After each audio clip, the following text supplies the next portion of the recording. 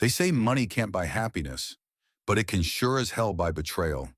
In the world of billionaires and power brokers, love is just another currency to be traded. Trust is a luxury few can afford. And family. Well, family is something you build, or something that gets torn apart by greed. She thought she had it all: the fairy tale marriage, the perfect life, the promise of forever. What she didn't know was that she'd been living inside someone else's carefully orchestrated lie. But here's the thing about underestimating a woman with nothing left to lose. Sometimes the prey becomes the predator. And when that happens, empires fall. The Pacific Ocean stretched endlessly beyond the floor-to-ceiling windows of the Malibu mansion, its waves catching the golden light of another perfect California sunset. Emma Rodriguez Sterling stood in the nursery she had been lovingly preparing for months, one hand resting on her 7-month pregnant belly, the other adjusting a tiny mobile of silver stars above the mahogany crib. At 28, she possessed the kind of understated elegance that came from generations of old money. Dark hair swept into a sophisticated chignon, intelligent brown eyes that sparkled with warmth, and the quiet confidence of someone who had never known want. "Soon, little one," she whispered to her unborn child, her voice filled with anticipation. "Mommy and Daddy can't wait to meet you." The nursery was a masterpiece of luxury and love. Hand-painted murals of enchanted forests covered the walls. A crystal chandelier cast rainbow prisms across the room, and every piece of furniture had been custom-made by the finest artisans money could buy. This was the life Emma had always known. But more importantly, it was the life she wanted to give her child. Her husband, Alexander Sterling, had built his financial empire from nothing, transforming himself from a scholarship student at Wharton into one of the world's youngest billionaires. At 35, he commanded respect in boardrooms across the globe, his sterling financial empire controlling assets worth over $50 billion.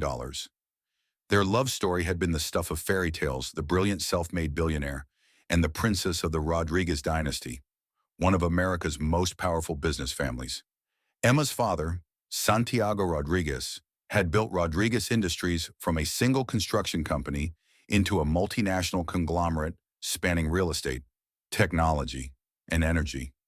The Rodriguez name carried weight in political circles, their influence reaching from Silicon Valley to Washington, D.C. When Emma married Alexander 3 years ago, it had been hailed as the merger of two titans, a union that would reshape the business landscape. Their courtship had been a whirlwind of private jets to Paris, weekend getaways on Alexander's 200-foot yacht, and intimate dinners in restaurants that closed their doors to other patrons just to accommodate them. Alexander had proposed on a moonlit beach in Santorini, going down on one knee as fireworks exploded overhead, a display he had arranged just for her. Their wedding had been featured on the cover of Forbes, dubbed the Billionaire Wedding of the Century. Emma had given up her position as vice president of strategic development at Rodriguez Industries to focus on building their family. She had graduated summa cum laude from Harvard Business School, but her greatest ambition now was to be the mother she had always dreamed of becoming. Alexander had been supportive, even encouraging, telling her that their child would be the heir to both empires. The pregnancy had been a journey of pure joy. Alexander attended every doctor's appointment, his usual stern demeanor melting away whenever he heard their baby's heartbeat. He would spend hours with his hand on Emma's belly, talking to their child about the future they would build together. Emma had never felt more loved, more secure, more complete, but perfect facades have a way of cracking when you least expect them to. It started with small things: Alexander working later hours, taking mysterious phone calls in his study, business trips that seemed to multiply without explanation. Emma attributed it to the stress of expanding Sterling Financial into European markets, a deal worth tens of billions that had consumed Alexander's attention for months. The first real crack appeared on a stormy Thursday evening in October. Emma had been reading in the living room, classical music playing softly in the background, when she heard Alexander's voice rising from his study. The door was slightly ajar, and something in his tone made her pause. He was speaking in hushed, urgent whispers, but the acoustics of the marble hallway carried his words clearly. "I told you," Scarlett, we have to be patient just a little longer. Once the baby is born, and I have secured my claim to the Rodriguez connection, we can be together openly. Emma's blood turned to ice. Scarlett. She knew that name, Scarlett Madison, the stunning 26-year-old model and aspiring actress who had been making waves in Hollywood. Emma had seen her at several charity galas, always impeccably dressed, always drawing attention with her platinum blonde hair and surgically enhanced curves. "I'm tired of hiding, Alex," came a sultry voice through the phone speaker. "You promised me we'd be together after you got what you needed from that little princess." Alexander's laugh was cold, calculating. Emma served her purpose. She gave me access to the Rodriguez fortune and connections I could never have built on my own. The pregnancy just seals the deal. I'll have a child with Rodriguez blood, ensuring my place in their dynasty. But Scarlett, darling, you're the woman I actually want to spend my life with. Emma's knees buckled. She gripped the doorframe, her pregnant belly suddenly feeling impossibly heavy. The man she loved, the father of her child, had been using her all along. Their entire marriage had been a business transaction disguised as a love story. "What about the wife?" Scarlett's voice dripped with disdain. "She's not going to just disappear." "Leave Emma to me," Alexander replied, his voice taking on a sinister edge. "I've been documenting her every mistake, every moment of weakness, postpartum depression, inability to handle the pressures of wealth, emotional instability. I'll have enough to prove she's unfit to raise our child. The courts will give me full custody, especially with the Rodriguez family's influence behind me." Emma pressed her hand to her mouth to stifle a sob. The room began to spin as the full scope of Alexander's betrayal became clear. He hadn't just been unfaithful, he had orchestrated their entire relationship as an elaborate con game. "And then," Scarlett pressed, "then I'll have everything: the child, the Rodriguez connections, control of both empires through strategic positioning. Emma will be discarded like the naive little princess she is, and you and I will rule together." The phone call ended, and Emma heard Alexander's footsteps approaching the door. She fled as quietly as her pregnant form would allow, making it back to the living room just as he emerged from his study. When he found her there, reading with perfect composure despite the tears threatening to spill down her cheeks, he smiled that charming smile that had once made her heart race. "How's our little prince or princess tonight?" he asked, was placing his hand on her belly with practiced affection. Emma forced herself to smile, though every fiber of her being wanted to scream.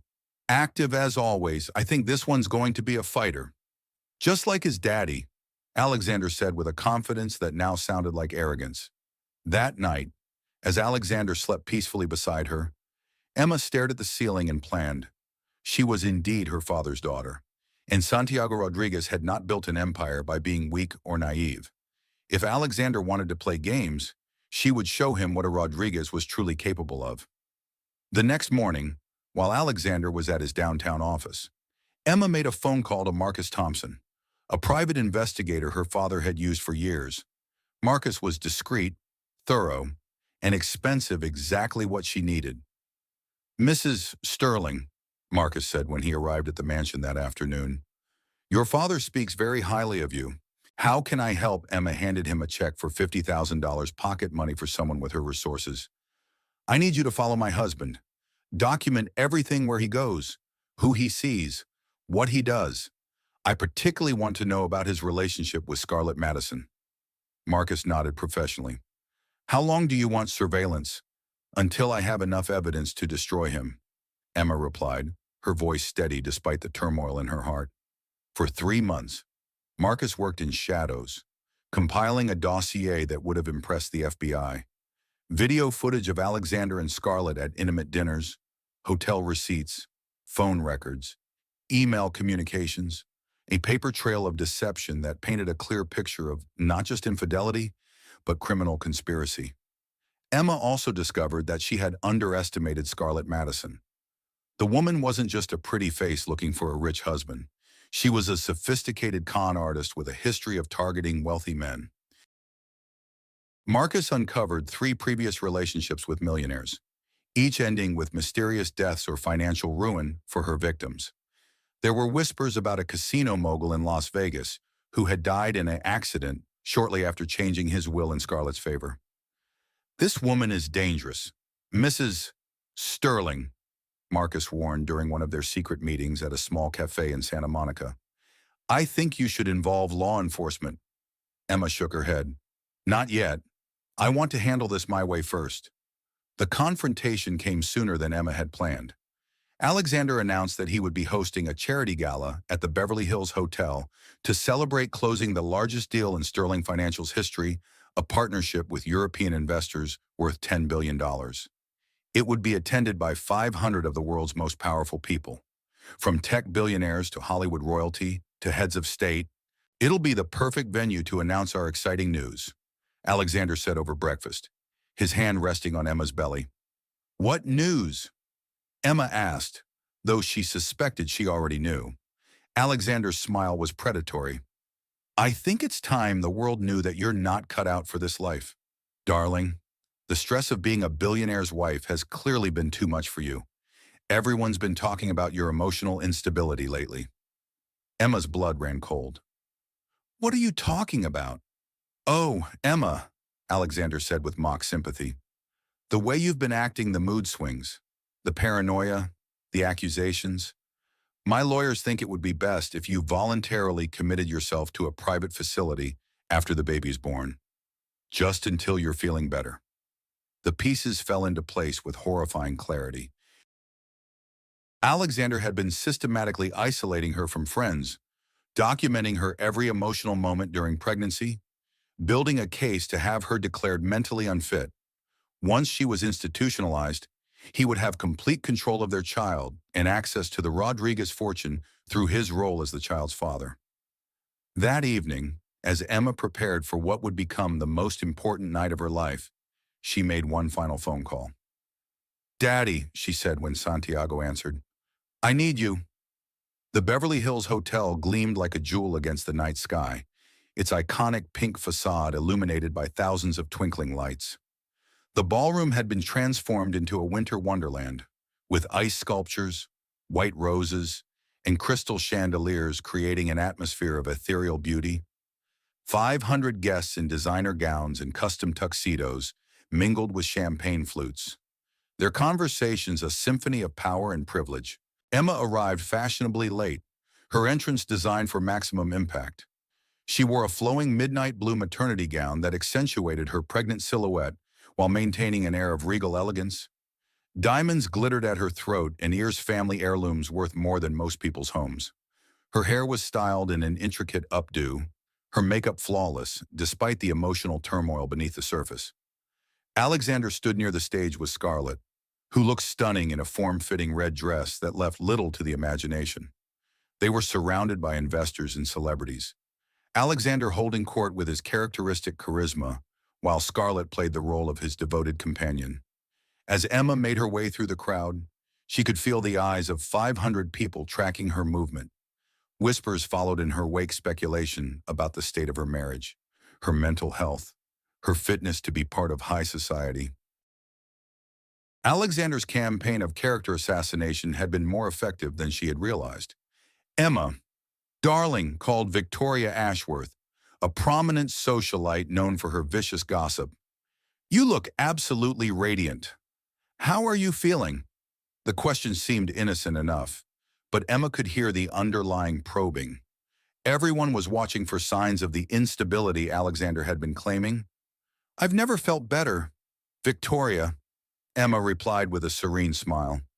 "Pregnancy suits me, don't you think?" As she moved through the crowd, Emma positioned herself near the stage where Alexander was preparing to give his speech. She caught his eye and saw a flicker of something, surprise annoyance. He had probably hoped she would stay home, playing the role of the unstable wife who couldn't handle public appearances. Alexander stepped up to the microphone, his commanding presence immediately drawing the attention of the entire ballroom. He looked every inch the successful billionaire in his custom Armani tuxedo, his silver hair perfectly styled, his confident smile suggesting a man who had the world at his feet. "Ladies and gentlemen," he began, his voice carrying easily through the sound system. Tonight marks a historic moment for Sterling Financial Empire. The partnership we're announcing represents not just a business deal, but the beginning of a new era of global cooperation and prosperity. The crowd applauded politely. Though Emma could sense their anticipation, everyone knew Alexander Sterling didn't call press conferences just to talk about business deals. But tonight is about more than just money, Alexander continued, his tone becoming more personal. It's about the future I'm building not just for my company, but for my family. He gestured toward Emma, and she felt hundreds of pairs of eyes turned toward her. She maintained her composure, one hand resting protectively on her belly. My wife Emma and I are expecting our first child in just 2 months, Alexander announced, generating warm applause. But I have to be honest with all of you, this pregnancy has been challenging for Emma. The pressures of our lifestyle, the constant scrutiny, the demands of being married to someone in my position, it's taken a toll. Emma's smile never wavered, but inside, she felt the trap closing around her. Alexander was executing his plan perfectly, using this public forum to establish her alleged mental instability. Emma's been struggling with severe mood swings, paranoid delusions, and emotional outbursts. Alexander continued, his voice filled with what sounded like genuine concern. My doctors believe she's experiencing an extreme form of prenatal depression. For her own safety and the safety of our child, she'll be entering a private treatment facility immediately after delivery. The ballroom erupted in shocked murmurs. Emma could feel the weight of their stares, the mixture of pity and judgment in their eyes. Alexander had just publicly humiliated her in front of the most powerful people in the world, painting her as mentally unstable while positioning himself as the long-suffering, devoted husband. But I'm not alone in facing these challenges, Alexander said, his tone brightening. I've been fortunate to have the support of someone very special during this difficult time. He extended his hand toward Scarlett, who glided onto the stage with the grace of a predator. The crowd's shock was palpable. Everyone could see exactly what was happening. Ladies and gentlemen, I'd like you to meet Scarlett Madison, who will be joining our family as my wife once Emma's treatment is complete and our divorce is finalized. The ballroom exploded into chaos. Cameras flashed, voices rose in animated conversation, and Emma felt the full force of public humiliation wash over her. Alexander had just announced his intention to divorce his pregnant wife for his mistress, all while framing it as a mercy to Emma's alleged mental illness. But instead of crumbling under the weight of this betrayal, Emma felt something else entirely, a cold, burning rage that reminded her exactly whose daughter she was. She began walking toward the stage, her movements deliberate and graceful despite her advanced pregnancy. The crowd parted before her, sensing that something dramatic was about to unfold. Alexander saw her approach and had the audacity to smile, probably thinking she was going to beg for mercy in front of 500 witnesses. Emma reached the base of the stage and looked up at her husband, the man who had systematically destroyed her life while pretending to love her. When she spoke, her voice carried clearly through the ballroom's sound system. Alexander, she said, her tone perfectly calm and controlled. I have something I'd like to share with your guests. The billionaire's confident expression faltered slightly. This wasn't the breakdown he had been expecting. Emma climbed the stairs to the stage, her pregnancy making the movement slightly awkward, but not diminishing her dignity. She reached for the microphone, and Alexander reluctantly handed it over, probably afraid that refusing would make him look even worse. Ladies and gentlemen, Emma began, her voice steady and strong. My husband is absolutely right about one thing tonight is about the future, but perhaps not the future he envisions. She paused, letting her words sink in before continuing.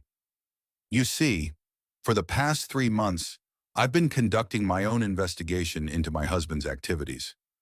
I wanted to understand why the man I loved had become so cold, so distant, so eager to paint me as mentally unstable. Alexander's face had gone pale. Emma, you're not well. Please let me help you. What I discovered, Emma continued, ignoring his interruption, was fascinating. Did you know that my husband has been planning my destruction since before I even became pregnant? That every romantic gesture, every declaration of love, every moment of our marriage has been an elaborate con game designed to give him access to my family's wealth and influence. The ballroom had gone completely silent. Emma pulled out her phone and connected it to the sound system. I thought you might like to hear it in his own words, she said, and pressed play. Alexander's voice filled the ballroom with crystal clarity. Emma served her purpose. She gave me access to the Rodriguez fortune and connections I could never have built on my own. The pregnancy just seals the deal. I'll have a child with Rodriguez blood, ensuring my place in their dynasty. The reaction was immediate and devastating. Gasps of shock and disgust rippled through the crowd. Some people started leaving immediately, wanting no part of the scandal that was unfolding. Others pulled out their phones, already posting to social media and texting journalists. But Emma wasn't finished. And Scarlett, she said, turning to face the other woman, I'm sure our guests would love to know about your previous relationships. The casino owner in Las Vegas who died so mysteriously. The oil executive in Texas who lost everything in that suspicious fire. Should I continue? Scarlett's face had gone white as a sheet. She tried to run, but found her path blocked by hotel security who had been quietly moving into position during Emma's speech. You see, Emma continued, her voice now carrying the full authority of the Rodriguez name. My husband made one crucial mistake. He assumed that because I chose love over business, I had forgotten how to fight. He thought that because I gave up my career for family, I had given up my power. Alexander was backing away from her, finally understanding that he had grossly underestimated his wife. But I am Santiago Rodriguez's daughter, Emma declared, her voice ringing with pride and strength. And the Rodriguez family does not forgive. We do not forget, and we certainly do not allow anyone to threaten our children. At that moment, the ballroom doors burst open, and Santiago Rodriguez himself strode in, flanked by a team of lawyers and federal agents. At 65, he was still an imposing figure, silver-haired, impeccably dressed, with the bearing of a man who had built an empire through sheer force of will. Ladies and gentlemen, Santiago announced, his voice carrying the authority of decades in power. I am Santiago Rodriguez, and I am here to collect my daughter and my grandchild. The crowd parted before him like the Red Sea. Santiago Rodriguez was a legend in business circles, a man whose influence reached into every corner of American commerce and politics. His presence immediately shifted the entire dynamic of the room. As of this morning, Santiago continued, Rodriguez Industries has acquired 51% of Sterling Financial Empire through a series of strategic purchases. Alexander Sterling is hereby terminated from his position as CEO, effective immediately. Alexander's legs gave out, and he collapsed to his knees on the stage. His empire, everything he had built, everything he had schemed to protect, was gone in an instant. Furthermore, Santiago said, Mr. Sterling is under federal investigation for money laundering, securities fraud, and conspiracy to commit murder. Miss Madison is being arrested for her role in multiple homicides across 3 states. FBI agents move forward to place Alexander and Scarlett under arrest. The man who had stood confidently on this stage just minutes ago was now being handcuffed while his mistress screamed about her innocence. Emma stood in the center of it all, one hand on her pregnant belly, watching the destruction of the people who had tried to destroy her. She felt no joy in their downfall, only a deep satisfaction that justice was finally being served. As Alexander was led away in handcuffs, he turned back to her with desperation in his eyes. Emma, please, he called out. I made mistakes, but I love you. I love our child. Don't let them do this. Emma looked at him with the cold contempt he deserved. You should have thought about that before you decided to bet against a Rodriguez, she replied. The ballroom was in complete chaos, now guests fleeing, reporters shouting questions, security trying to maintain order. But Emma felt a strange sense of peace descend over her. For the first time in months, she could breathe freely. Santiago approached his daughter and gently took her arm. Are you all right, mija? Emma nodded, tears finally beginning to fall. "I am now, Daddy." As they left the hotel together, Emma could hear the excited chatter of reporters already spinning the story that would dominate headlines around the world. Billionaire's pregnant wife destroys husband's empire at his own gala. But she wasn't thinking about the media circus that would follow. She was thinking about the future, her real future, the one she would build for herself and her child, free from the shadow of Alexander Sterling's deception. The first chapter of her new life was about to begin, 6 months after the gala that would forever be remembered as the Sterling Scandal. Emma Rodriguez sat in the penthouse office of what was now Rodriguez Sterling Corporation, watching the Los Angeles skyline shimmer in the morning sun. Her son, Santiago Rodriguez Jr., slept peacefully in a bassinet beside her desk, his tiny fist curled around a stuffed elephant, a gift from his grandfather. The transformation had been swift and decisive. Within days of Alexander's arrest, Emma had taken control of the Sterling financial empire, restructuring it completely and integrating it with Rodriguez Industries to create one of the world's most powerful conglomerates. Forbes had called it the fastest corporate takeover in modern history, while Wall Street Journal dubbed Emma the Phoenix Princess rising from betrayal to build an empire. But the path to this moment had not been without its challenges. The media attention following the gala had been overwhelming. Every tabloid and financial publication wanted the inside story of how the pregnant wife of a billionaire had orchestrated her husband's downfall in front of 500 witnesses.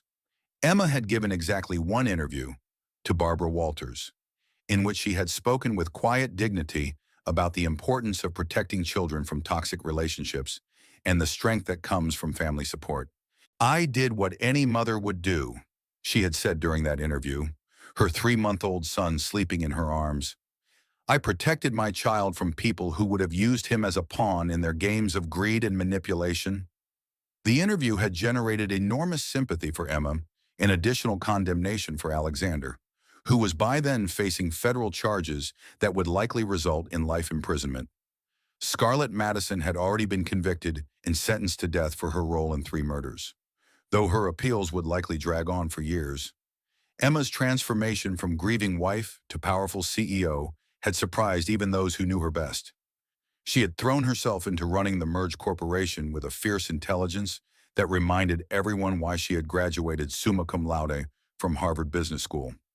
Under her leadership, Rodriguez Sterling had not only survived the scandal, but had thrived, posting record profits in each of the quarters since the takeover.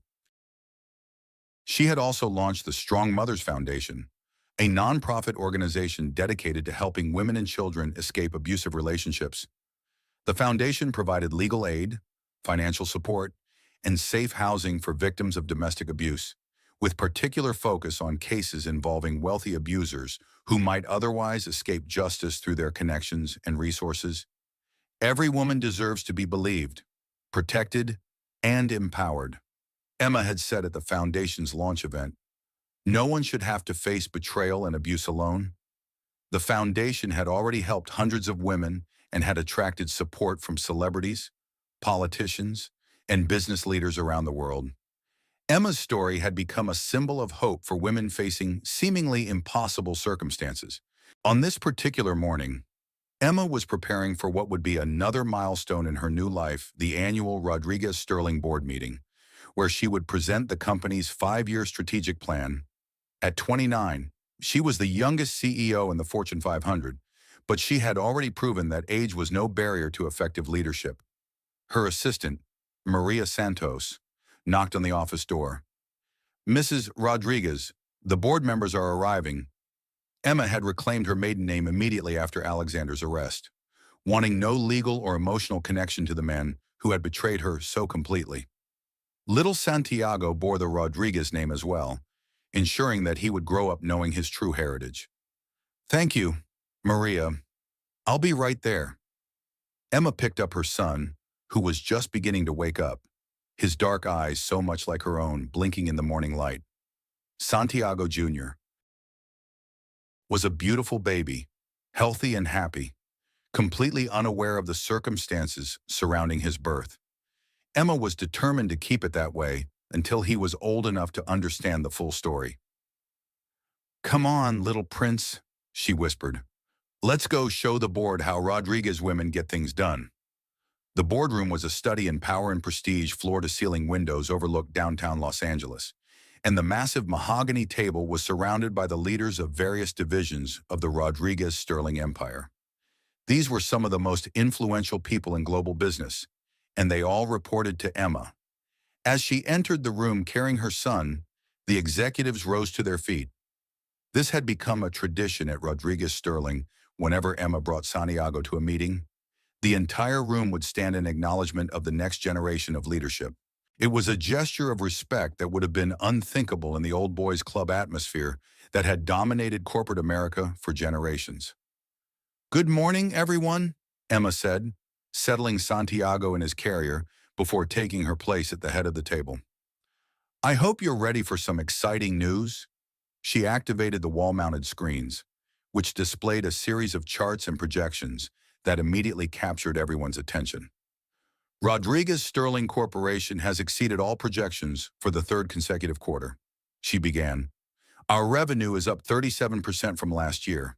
Our stock price has tripled since the restructuring, and we're on track to become the first Hispanic-led company to break into the top 5 of the Fortune 500. The room erupted in applause. When Emma had first taken control of the company, many analysts had predicted disaster. The scandal surrounding Alexander's arrest had initially sent stock prices plummeting, and competitors had moved quickly to try to poach Rodriguez-Sterling's clients. But Emma's decisive leadership and the strength of the Rodriguez brand had not only weathered the storm, but had emerged stronger than ever. "More importantly," Emma continued, "we're doing this while maintaining our commitment to ethical business practices and social responsibility. Our renewable energy division has secured contracts worth over $15 billion.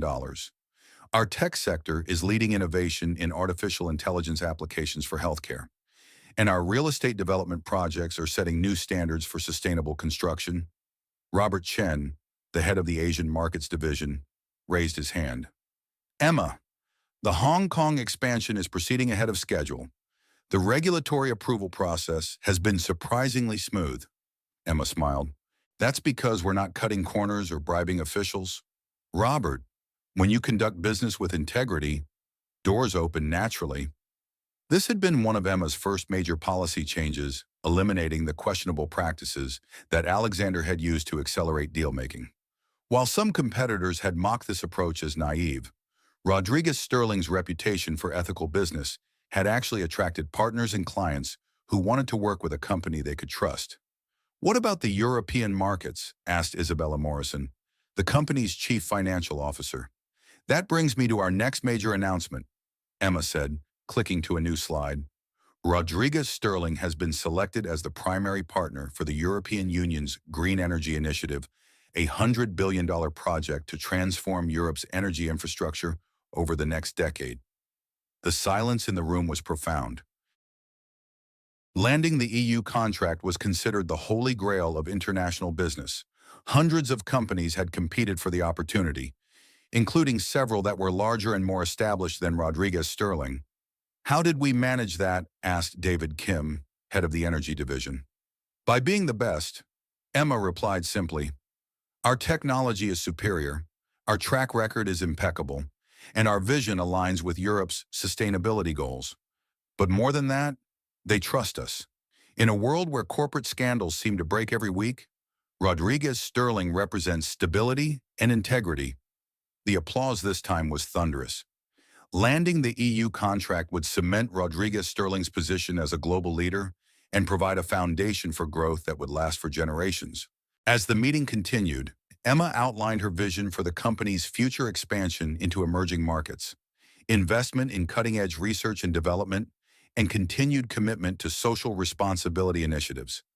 She spoke with the passion and knowledge of someone who had been born to lead, but also with the hard-won wisdom of someone who had survived betrayal and emerged stronger.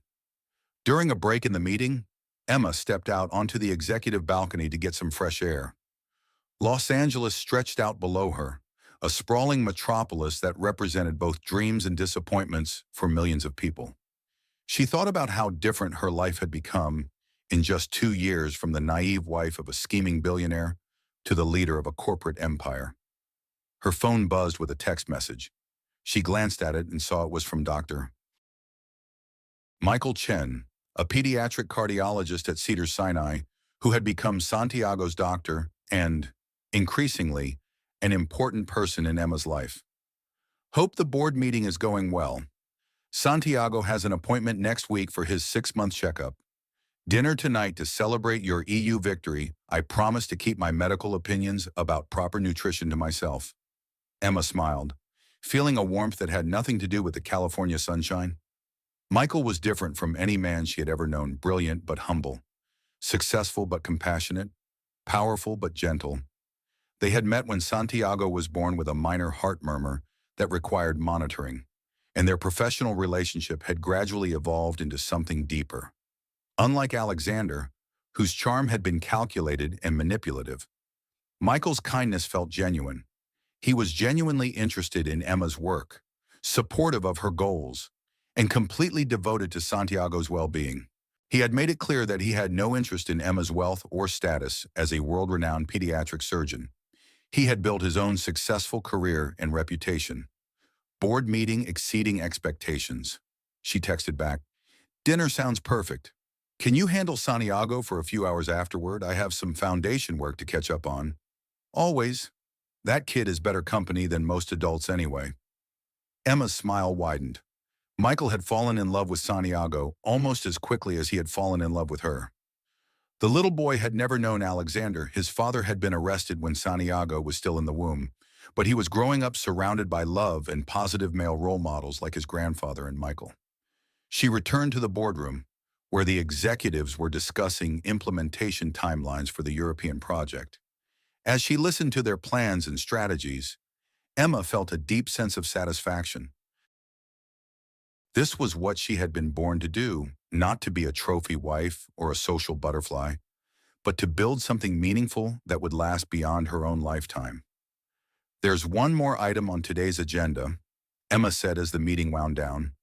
"I want to discuss the Sterling Foundation." The room grew quiet.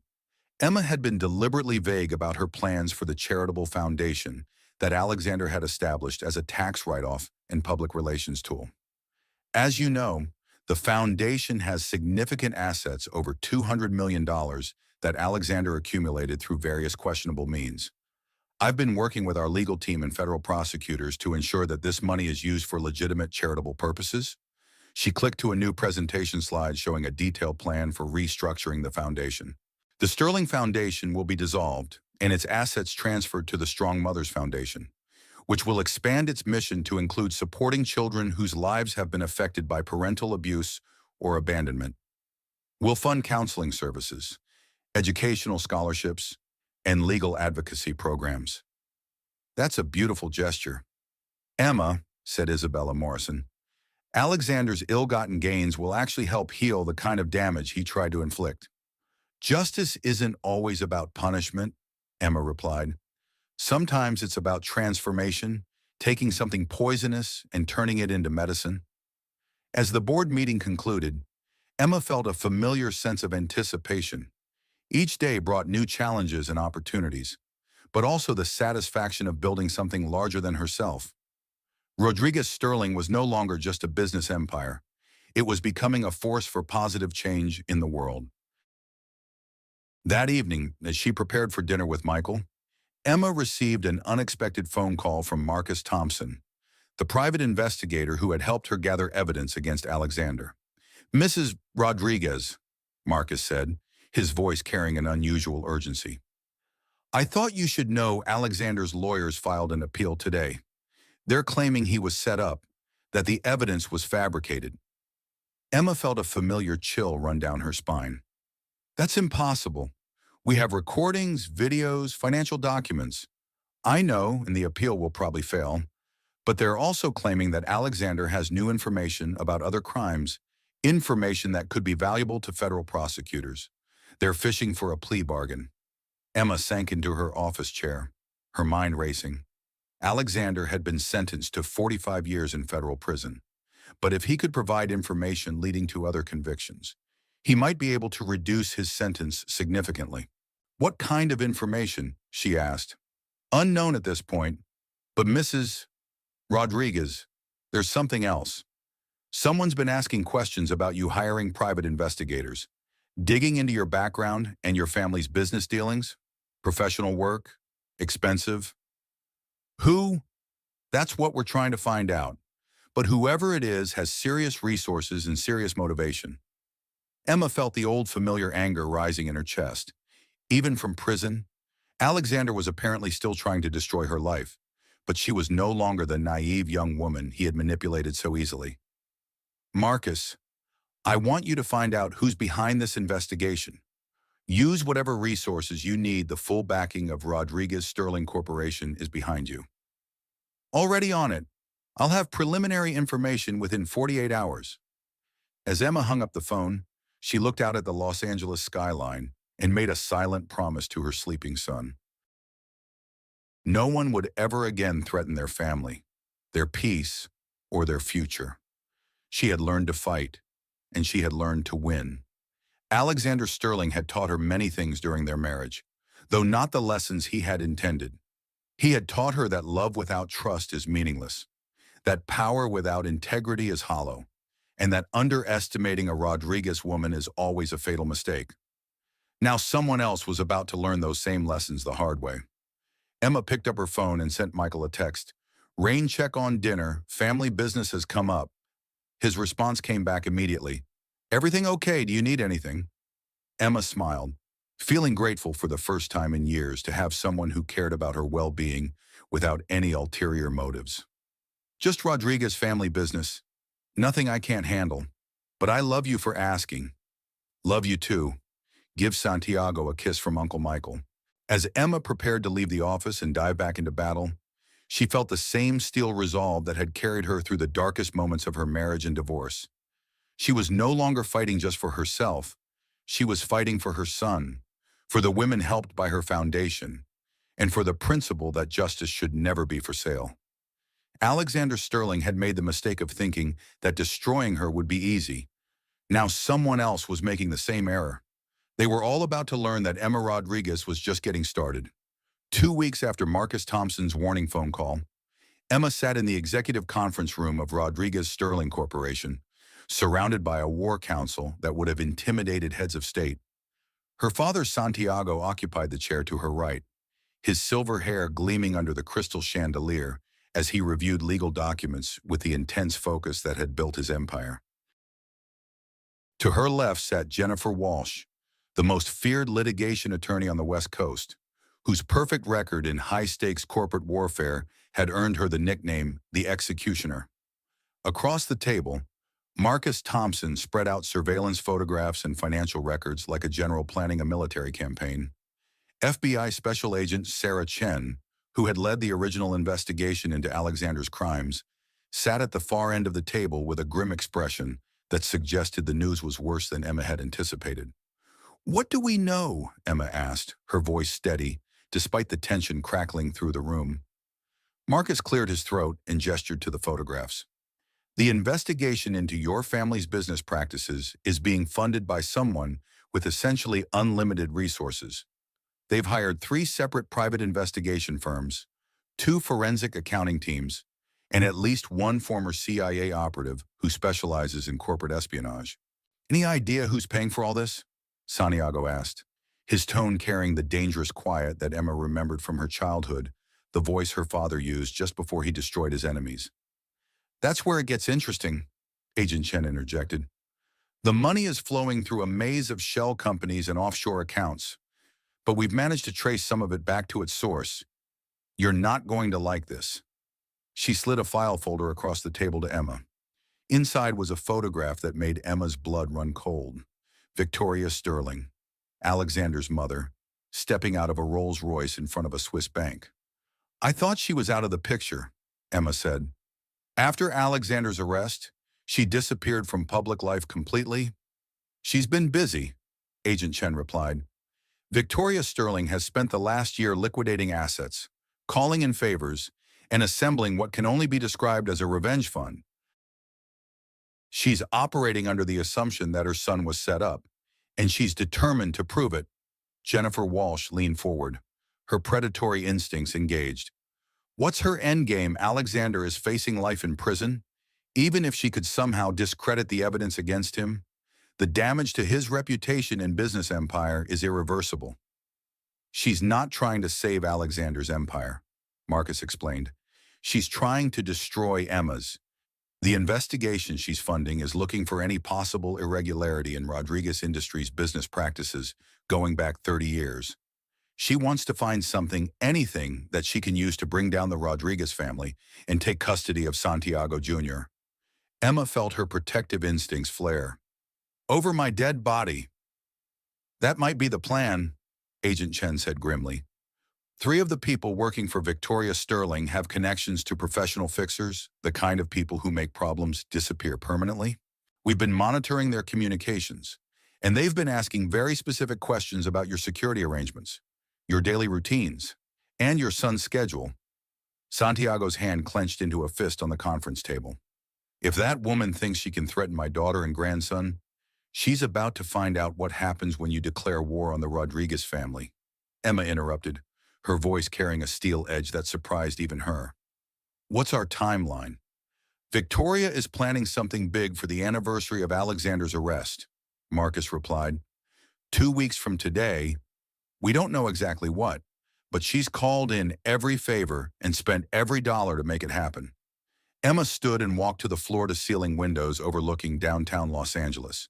The city sprawled beneath her like a living organism, full of dreams and ambitions and struggles. Somewhere out there, a bitter old woman was plotting to destroy everything Emma had built, to tear Santiago Jr. away from the only family he had ever known. What do we know about Victoria's allies? Emma asked. That's the concerning part, Agent Chen replied. She's managed to convince several European investors that the Rodriguez family is involved in money laundering and tax evasion. They're threatening to pull out of the EU Green Energy Initiative unless a full investigation is conducted. Emma felt her stomach drop. The European contract was worth $100 billion and represented the foundation of Rodriguez Sterling's growth strategy for the next decade. If they lost it, the company would survive, but the damage to their reputation and future prospects would be enormous. It gets worse, Jennifer Walsh added. Victoria has also convinced a federal judge in New York to consider a motion for Alexander's conviction to be overturned based on alleged prosecutorial misconduct. If that succeeds, he could be released pending a new trial. And then he'd immediately file for custody of Santiago Jr., Emma concluded, the full scope of Victoria's plan becoming clear. She's trying to attack us on multiple fronts, simultaneously: business reputation, criminal charges, and family custody. Even if we win on 2 fronts, losing on any one of them could be catastrophic. Santiago stood and moved to stand beside his daughter at the window. Mija, we've faced worse enemies than Victoria Sterling. Remember when the Castillo family tried to force us out of the Miami market? Or when Senator Morrison attempted to block our federal contracts? Emma nodded, drawing strength from her father's presence. The Rodriguez family had not survived and thrived for 3 generations by backing down from fights.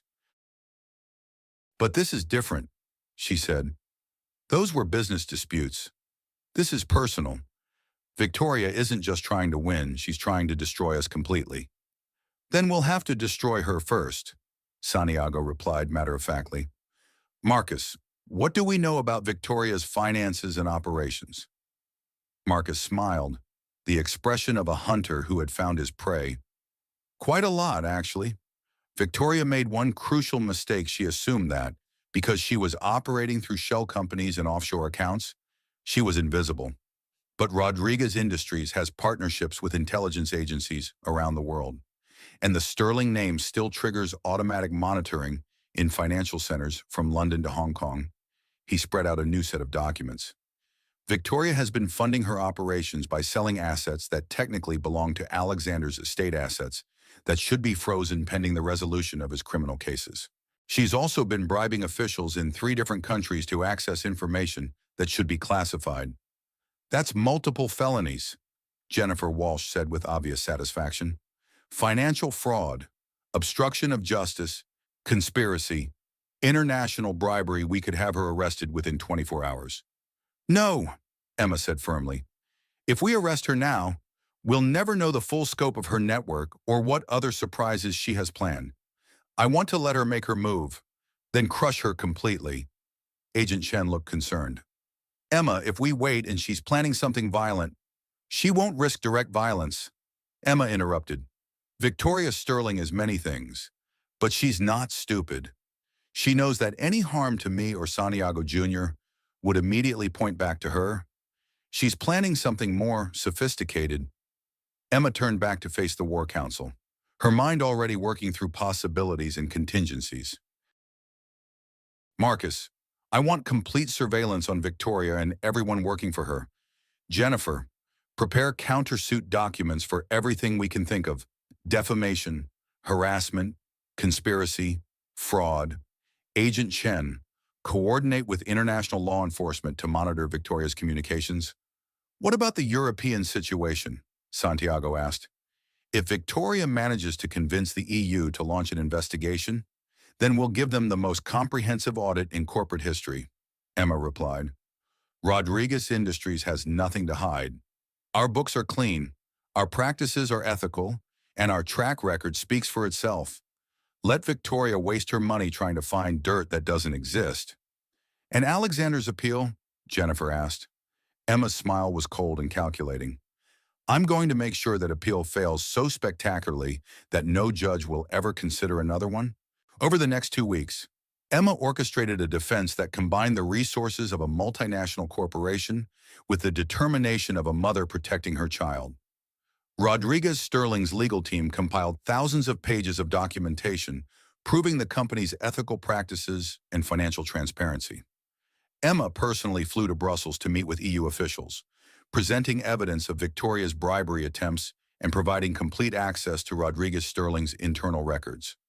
Meanwhile, Marcus Thompson's surveillance operation uncovered the full extent of Victoria's conspiracy.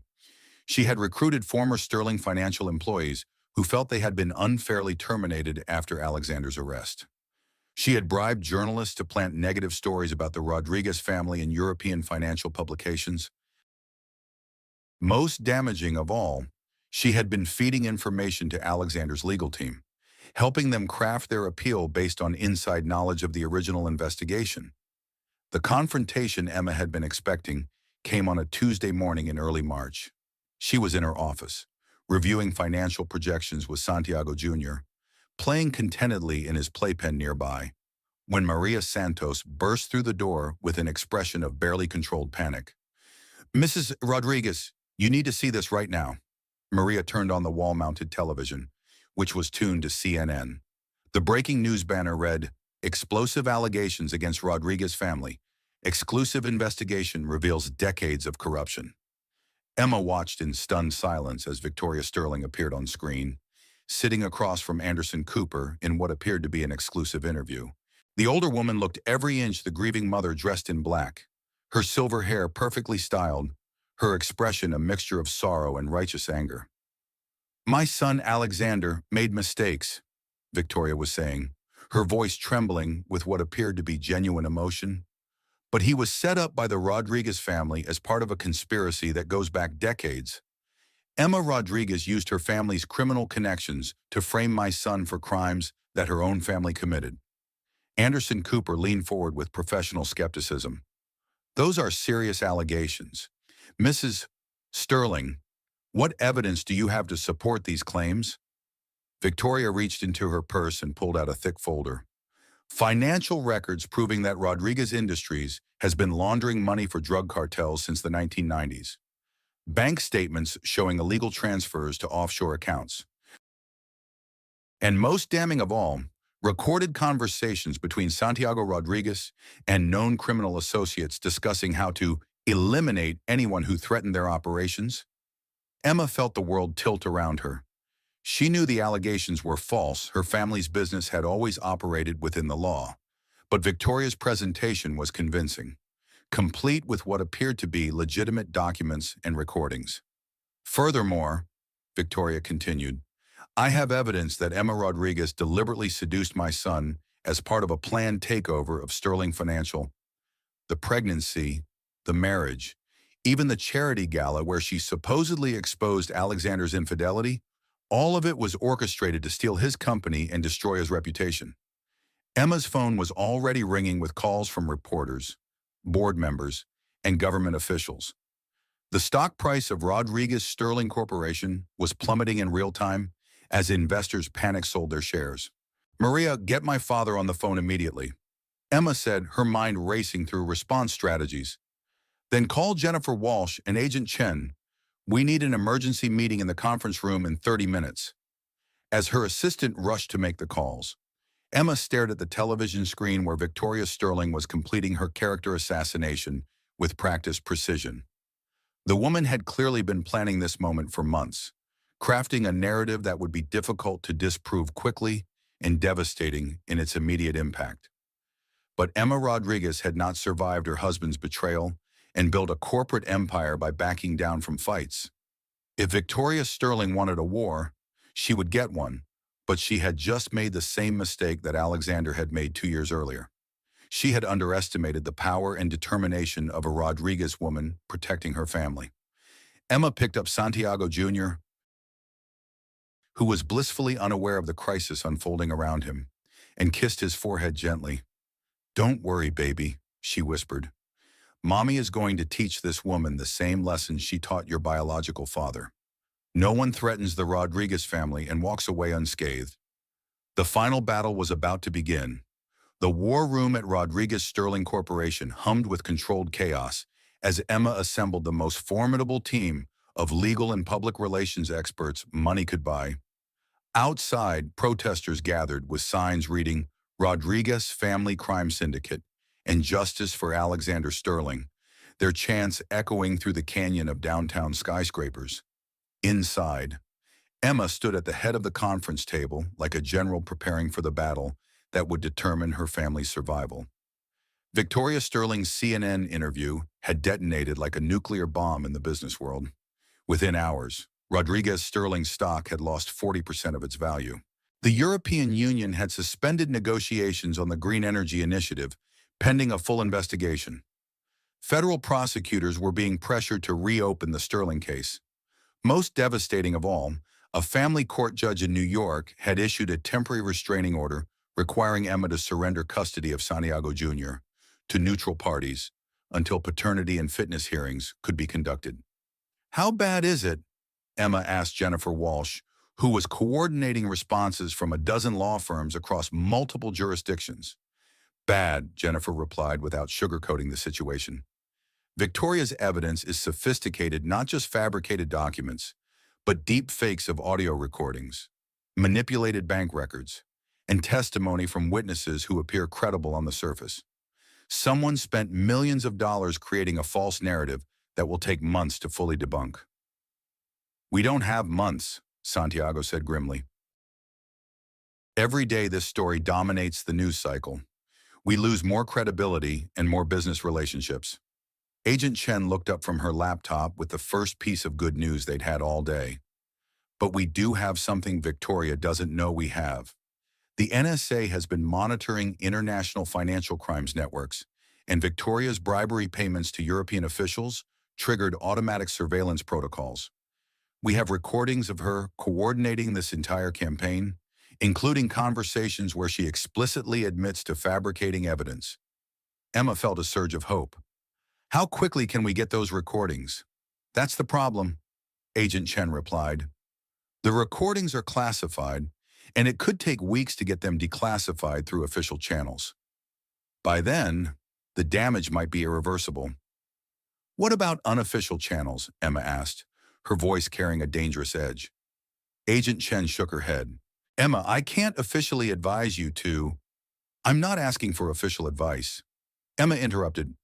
"I'm asking what a concerned mother might hypothetically be able to accomplish if she had the right connections and the right motivation." Santiago smiled grimly. "Mija, you're starting to sound like your grandmother. She always said that when the law moves too slowly, sometimes justice has to find its own path." Before Agent Chen could respond, Marcus Thompson burst into the conference room with an expression of urgent excitement. "Emma, you need to see this. Now!" He connected his laptop to the room's main screen, which immediately displayed security camera footage from what appeared to be Victoria Sterling's mansion. "This is from last night," Marcus explained. Victoria thought she was being clever by meeting with her co-conspirators at her house instead of in public. But she forgot that her own security system records everything, and our sources were able to access those recordings.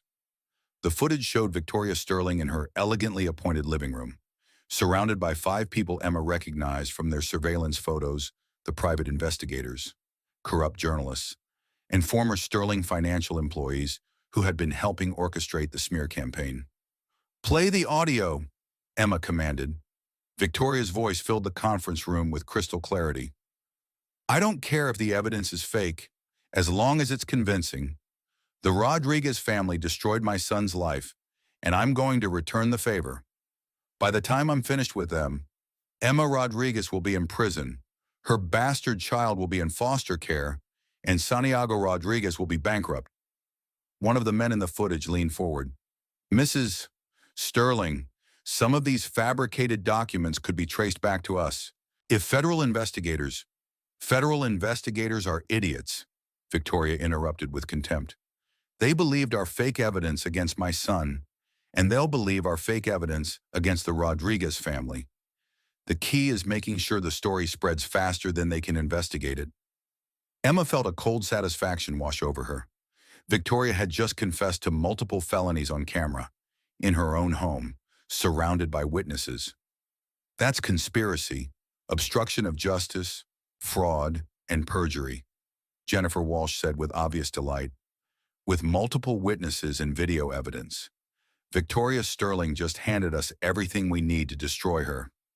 "How quickly can we get this to the media?" Emma asked. 10 minutes, Marcus replied. "I've already prepared packages for every major news network, newspaper, and online publication." Victoria's interview may have dominated the morning news cycle, but her confession will own the evening. Emma stood and walked to the windows overlooking Los Angeles, her mind already moving beyond the immediate crisis to the larger implications of what Victoria had attempted. "Jennifer, while Marcus is distributing that video, I want you to file criminal complaints against Victoria and every person in that room. I want them arrested before the evening news airs." "Already working on it," Jennifer replied, her fingers flying across her tablet. "I've been in touch with federal prosecutors in 3 jurisdictions. Arrest warrants should be issued within the hour." "What about the European situation?" Santiago asked. Emma turned back to face the room, her expression reflecting the steel resolve that had carried her through every crisis in her life. "I'm flying to Brussels tonight," she announced. "I'm going to meet personally with every EU official who has questions about our business practices.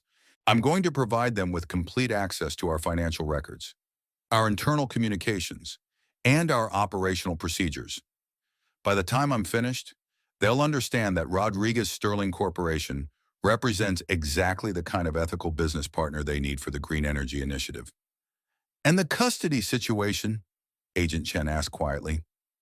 Emma's expression softened as she thought about Santiago Jr., who was currently staying with her father under the protection of a small army of security personnel. Once Victoria's confession goes public and she's arrested for conspiracy, the custody order will be thrown out immediately. No judge is going to separate a child from his mother based on evidence provided by a convicted felon. Over the next 48 hours, Emma orchestrated a counterattack that would be studied in business schools and law schools for decades to come. Victoria Sterling's confession video went viral within hours of its release, generating more than 50 million views and completely reversing public opinion about the Rodriguez family. Justice for Emma began trending on social media as people shared their outrage about Victoria's manipulation of the legal system. Victoria and her co-conspirators were arrested on federal charges before the evening news even finished covering their confession. The former Sterling financial employees faced additional charges for violating their plea agreements from Alexander's original case. The corrupt journalists were fired and faced professional sanctions that would end their careers. Most satisfying of all, Alexander Sterling's appeal was not only denied, but resulted in additional charges being filed against him for conspiracy to commit fraud and obstruction of justice. His sentence was extended to life without possibility of parole. Emma's personal appearance before the European Union's investigative committee was broadcast live across Europe and became a masterclass in crisis management and corporate transparency. She answered every question with detailed precision, provided documentation for every transaction the committee requested, and even invited EU inspectors to conduct surprise audits of any Rodriguez Sterling facility they chose. "Ladies and gentlemen," Emma said in her closing statement to the committee, "my family has built our business on three principles: integrity, transparency, and social responsibility. We have never and will never compromise those values for short-term profit. The Rodriguez Sterling Corporation is not just a business, it's a commitment to building a better future for everyone." The committee voted unanimously to reinstate Rodriguez Sterling as the primary contractor for the Green Energy Initiative, with several members publicly apologizing for allowing the investigation to proceed based on fraudulent evidence. 6 months later, Emma stood in the same Beverly Hills hotel ballroom where her nightmare had begun 3 years earlier. But this time, she was hosting a celebration, the annual Strong Mothers Foundation Gala, which had raised over $50 million to support women and children escaping abusive relationships. The ballroom was filled with survivors, supporters, and celebrities who had come to honor Emma's work in transforming personal tragedy into social change. Santiago Jr., now a happy toddler, sat in his high chair at the head table, clapping his hands as speakers told stories of hope and healing. Emma took the stage to deliver the evening's keynote address, wearing a flowing midnight blue gown that reminded everyone present of the pregnant woman who had once stood on this same stage to expose her husband's betrayal. 3 years ago, Emma began, her voice carrying easily through the ballroom's sound system, I stood on this stage as a victim betrayed, humiliated, and afraid for my unborn child's future. Tonight, I stand here as a survivor, an advocate, and most importantly, as proof that no one's worst moment has to define their future. The applause was immediate and sustained. In the audience, Emma could see faces of women she had helped through the foundation, women who had escaped violent marriages, won custody battles against abusive ex-husbands, and rebuilt their lives with dignity and strength. The Strong Mothers Foundation exists because I learned that healing comes not from revenge, but from purpose, Emma continued. When we transform our pain into power to help others, we don't just survive, we thrive. As she spoke, Emma caught sight of Michael Chen at their table, holding Santiago Jr. on his lap and smiling with pride. They had married 6 months earlier in a simple ceremony at the Rodriguez family ranch, surrounded by people who loved them for who they were, not what they owned.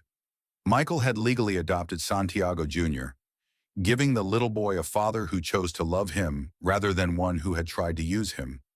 Emma was also 6 months pregnant with their second child, a daughter they planned to name Sophia, after Emma's grandmother, who had been the first woman to run a major corporation in Mexico. But tonight is not just about looking back, Emma said, returning her focus to the audience. It's about looking forward to the future we're building together. Next year, the Strong Mothers Foundation will open its first residential facility, a safe haven where women and children can rebuild their lives without fear. We'll provide housing, counseling, legal advocacy, job training, and childcare for up to 500 families at a time. The announcement generated another wave of applause. Emma had personally funded the facility with a $100 million donation, making it the largest privately funded domestic violence shelter in the world. Most importantly, Emma concluded, we're creating a future where children like my son, Santiago, will grow up knowing that love means protection, not possession, that strength means lifting others up, not tearing them down, and that justice means ensuring everyone has the chance to write their own happy ending. As the gala concluded with a standing ovation, Emma felt a deep sense of peace that had eluded her for years. She had not just survived Alexander Sterling's betrayal and Victoria Sterling's revenge, she had transformed those experiences into something meaningful and lasting. Later that evening, as Emma and Michael tucked Santiago Jr. into his bed at their Malibu home, The little boy looked up at them with the trust and innocence that every child deserves. "Mama," he said in his toddler vocabulary. "Story." Emma smiled and settled into the rocking chair beside his bed. "Once upon a time," she began, "there was a little prince who was loved more than all the stars in the sky." As she told her son a fairy tale, Emma reflected on the real story of their lives, a story that had begun with betrayal and pain, but had evolved into something beautiful. Santiago Jr. would grow up knowing he was chosen, loved, and protected. He would learn about his biological father when he was old enough to understand. But that would be just one chapter in a much larger story of family, love, and triumph. Outside their home, the Pacific Ocean stretched endlessly toward the horizon, its waves carrying away the last traces of old hurts and broken promises. Emma Rodriguez had learned that the best revenge was not destruction, but creation building something so beautiful and meaningful that the people who had tried to tear her down became irrelevant footnotes in a much larger story. In her study, a framed copy of Forbes magazine hung on the wall, the issue that had named her CEO of the Year and recognized Rodriguez Sterling Corporation as the most ethical company in America. But the honor that meant the most to Emma was a handwritten letter from a woman named Sarah, whose abusive ex-husband had been prosecuted using legal strategies pioneered by the Strong Mothers Foundation's advocacy team. "You saved my life and my children's lives," the letter read. "Thank you for showing us that we didn't have to accept cruelty as our fate." That was Emma's true legacy, not the billions of dollars in revenue or the awards on her wall, but the lives she had touched and the futures she had helped create. Alexander Sterling had tried to use her for his own selfish purposes, never understanding that her real power came not from her family's wealth, but from her capacity to love, protect, and inspire others.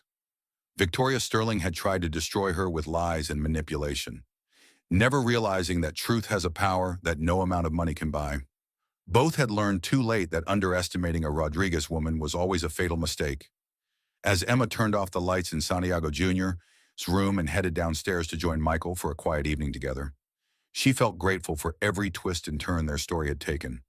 The pain had been real, but it had led to joy that was equally real. The betrayal had been devastating, but it had taught her to recognize and cherish authentic love. Most importantly, the experience had shown her that she was stronger than she had ever imagined possible. Tomorrow would bring new challenges, new opportunities, and new chances to make a difference in the world. But tonight, Emma Rodriguez was exactly where she belonged, home with the family she had chosen and the life she had built from the ashes of someone else's cruelty. And she had never been happier. This story serves as a reminder that justice may be delayed, but it is never truly denied. That love conquers fear, truth overcomes deception, and the strength to rebuild is always greater than the power to destroy. Most importantly, it proves that our worst moments don't define us, our response to them does. Welcome to today's incredible story, where a millionaire husband makes the worst decision of his life. After 15 years of marriage, he throws his devoted wife out to bring home his young mistress. But karma is relentless, and months later, he's left speechless when fate delivers a shocking twist. Stay with us to witness the jaw-dropping downfall of a man who thought he had it all. Your support fuels these compelling stories, so if you're as invested as we are, let us know in the comments. Just hours ago, Julia Carter had been finalizing plans for her 15th wedding anniversary. Now, she stood in shock, watching her world collapse around her. "Daniel, please," she pleaded, her voice breaking. "What's happening? Talk to me." But Daniel Carter, a wealthy real estate mogul, didn't even meet her eyes. His face was stone cold as he stormed back into their lavish mansion, emerging moments later with an armful of her clothes. Without hesitation, he tossed them onto the growing pile on the driveway.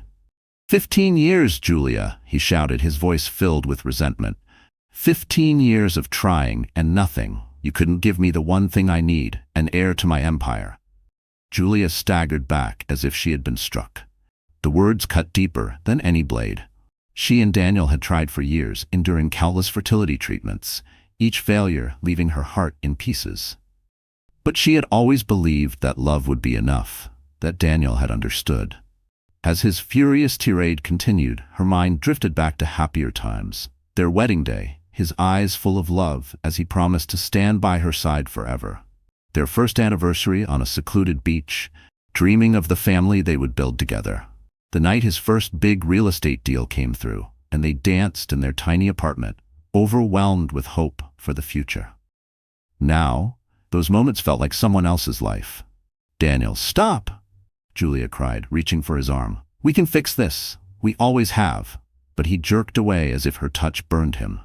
"There's nothing to fix, Julia. It's over." Before she could process his words, the sound of tires crunching against the gravel echoed through the stormy night. A sleek black sports car pulled up. The door swung open, and out stepped Madison Hayes, Daniel's young assistant. Julia's stomach twisted as she saw the smug glint in Madison's eyes. "Daniel, baby," Madison called out in a saccharine voice, walking toward him with confidence. "Everything okay? I got worried when you didn't show up for our dinner." Julia's world tilted. "Dinner?" she whispered, glancing between her husband and his mistress. Daniel's face hardened. "Madison is pregnant, Julia," he declared, his voice devoid of remorse. "She's giving me what you never could." The words stole the air from Julia's lungs. She felt the weight of betrayal crush her, drowning out the storm raging around her. Madison's voice dripped with artificial concern. "Daniel, is everything okay? I was worried when you didn't show up for our dinner." Julia felt the ground shift beneath her. Dinner? Her eyes darted between Daniel and Madison, searching for any sign that this wasn't real. Daniel's expression hardened. "Madison is pregnant, Julia," he stated, his voice cold and unyielding. "She's giving me what you never could." The words struck like a physical blow, stealing the breath from her lungs. Julia swayed slightly, gripping the edge of her coat to steady herself. "You and her?" she choked out. "How long?" Daniel smirked. "Long enough." Madison, emboldened by Daniel's presence, stepped closer, looping her arm around his. Her manicured hand rested possessively on her still flat stomach. "Don't worry, Julia," she purred. "I'll take good care of him, and our baby." Something inside Julia shattered. The love she had fought for, the life she had built, it had all been an illusion. With trembling hands, she gathered the rain-soaked clothes Daniel had thrown at her. She was shaking, but not from the cold. "You will regret this, Daniel," she whispered, her voice barely audible over the storm. "One day, you'll realize what you've thrown away." Daniel didn't even flinch. He simply turned his back, leading Madison into the warmth of the house. Their house. The mansion that had once been Julia's home. She stood motionless, staring at the glowing windows, a cruel contrast to the freezing darkness surrounding her. For a fleeting moment, she considered begging, fighting for another chance. But then, something stronger stirred within her, anger, determination, and something else she couldn't quite name. With a deep breath, Julia turned away. She had no idea where she would go, what she would do next, but she knew one thing. She wouldn't stay here, clinging to the shattered remains of her marriage. As she stepped onto the muddy driveway, her designer heels sinking into the earth, she placed a hand on her stomach. A wave of nausea hit her. Stress, or something else? She didn't know. But in that moment, a tiny spark of hope flickered inside her. Her life would never be the same. Daniel Carter sat in his high-rise office, the New York skyline stretching before him, his empire gleaming under the city lights. Yet, his mind was elsewhere, tangled in memories he had spent years trying to bury. He was a child again, sitting in the backseat of his parents' car. They were laughing, discussing his upcoming birthday. Then, screeching tires, a blinding light. Silence. Daniel blinked, forcing himself back to the present. That night had changed everything. One moment, he had a family. The next, he was alone, thrust into the cold, unforgiving world of St. Mark's orphanage. Life at the orphanage had been brutal. Daniel learned quickly. Vulnerability was a weakness he swore he would never have again. That night had shaped Daniel Carter's entire existence. He had learned the hard way that vulnerability was a weakness, something people could exploit. He built walls around his heart, swearing never to let anyone close enough to hurt him again. As he grew older, that determination hardened into an obsession. He excelled in school, earning a scholarship to a prestigious university, where he discovered two things: his raw talent for real estate and his insatiable hunger for success. Straight out of college, Daniel landed an entry-level position at a mid-sized real estate firm. He worked tirelessly, often crashing at his desk, driven by the fear of failure. His ruthless ambition didn't go unnoticed. The firm's owner, an industry veteran, took him under his wing, molding him into a powerful real estate mogul in the making. But it was during this mentorship that Daniel made his first ethically gray decision. A struggling family was on the verge of foreclosure. Instead of offering them options, Daniel saw an opportunity. "We can flip this property fast," he told his boss. "The profit margin is too good to pass up." The deal went through. The family lost their home. Daniel pocketed his first real win. The guilt gnawed at him, but the thrill of victory drowned it out. He quickly learned to push aside the faces of those he displaced, replacing them with numbers on a balance sheet. Success followed him like a shadow. Soon he met Marcus Bennett, a sharp young attorney with an unwavering moral compass. Despite their different outlooks, they became close. Marcus often tried to be the voice of reason, challenging Daniel's more ruthless instincts. "Daniel, we can't do this," Marcus argued one afternoon, waving a thick file in frustration. "This deal will ruin these people. They'll lose everything." Daniel's jaw tightened. "It's just business, Marcus. If we don't do it, someone else will. That doesn't make it right." Daniel didn't answer. He was already walking away, his mind on bigger things. He had an empire to build. Years passed, and Daniel's empire expanded. He founded Carter Developments, quickly becoming one of the most influential figures in the New York real estate market. His methods weren't always ethical, but they were undeniably effective. He had a knack for exploiting loopholes, applying pressure in the right places, making obstacles disappear. With each deal, the walls around his heart grew taller. On the surface, he had it all: money, power, respect. But when the city slept, when the noise faded, and he was left alone with his thoughts, something dark gnawed at him. It was during one of those silent moments that Daniel Carter had met Julia when he least expected it. She wasn't like the women he usually encountered, shallow, self-serving, always chasing power. Julia was different. She was kind, genuine, with a warmth that had melted the defenses he had spent years building. For a while, Daniel allowed himself to believe. Maybe, just maybe, with Julia, he could finally have the family he lost all those years ago. Maybe she could fill the void inside him. But as the years passed and Julia failed to conceive, those old fears returned. The deeper connection he once craved now terrified him. He couldn't afford vulnerability. It was easier to retreat behind his fortress of wealth and power, easier to convince himself that his real estate empire was all that mattered. Sitting alone in his office, Daniel stared at the framed wedding photo on his desk. He and Julia, frozen in time, smiling as if they truly believed in forever. He remembered the hope he felt that day, the promise of something different. A life filled with love, not just ambition. With a swift motion, he knocked the frame face down. That man was gone. He had sacrificed too much to let emotions stand in his way. His empire was his legacy, and he wouldn't let anyone, not even Julia, threaten that. The sharp buzz of the intercom pulled him from his thoughts. "Mr. Carter, your 2 o'clock is here." Daniel straightened his tie, forcing his face into the mask of confidence he wore so well. "Send them in." Later that evening, Daniel swirled a glass of whiskey in his hand as he lounged on his leather chair. Across from him, Madison reclined on the couch, her hand resting lightly on her barely visible baby bump. "We should start looking at schools," she mused, scrolling through her phone. "Only the best for our little heir." Daniel nodded, a smug smile curling at his lips. Of course, nothing but the finest for my child. This was what he had always wanted, an heir to his empire, someone to carry on his legacy. With Madison, everything seemed to be falling perfectly into place. "We should celebrate," Daniel declared, setting down his glass. "Dinner at La Belle tonight?" Madison's eyes gleamed. "Perfect. I'll wear that new dress you bought me." As they reveled in their luxury across the city, Julia Carter was facing a very different reality. The harsh fluorescent lights of the women's shelter flickered above her as she lay awake, staring at the ceiling. The thin mattress beneath her did little to cushion the cold, hard floor. The muffled sobs of another woman in the next cot filled the quiet night. How had she ended up here? Just days ago, She was living in a mansion, attending charity galas.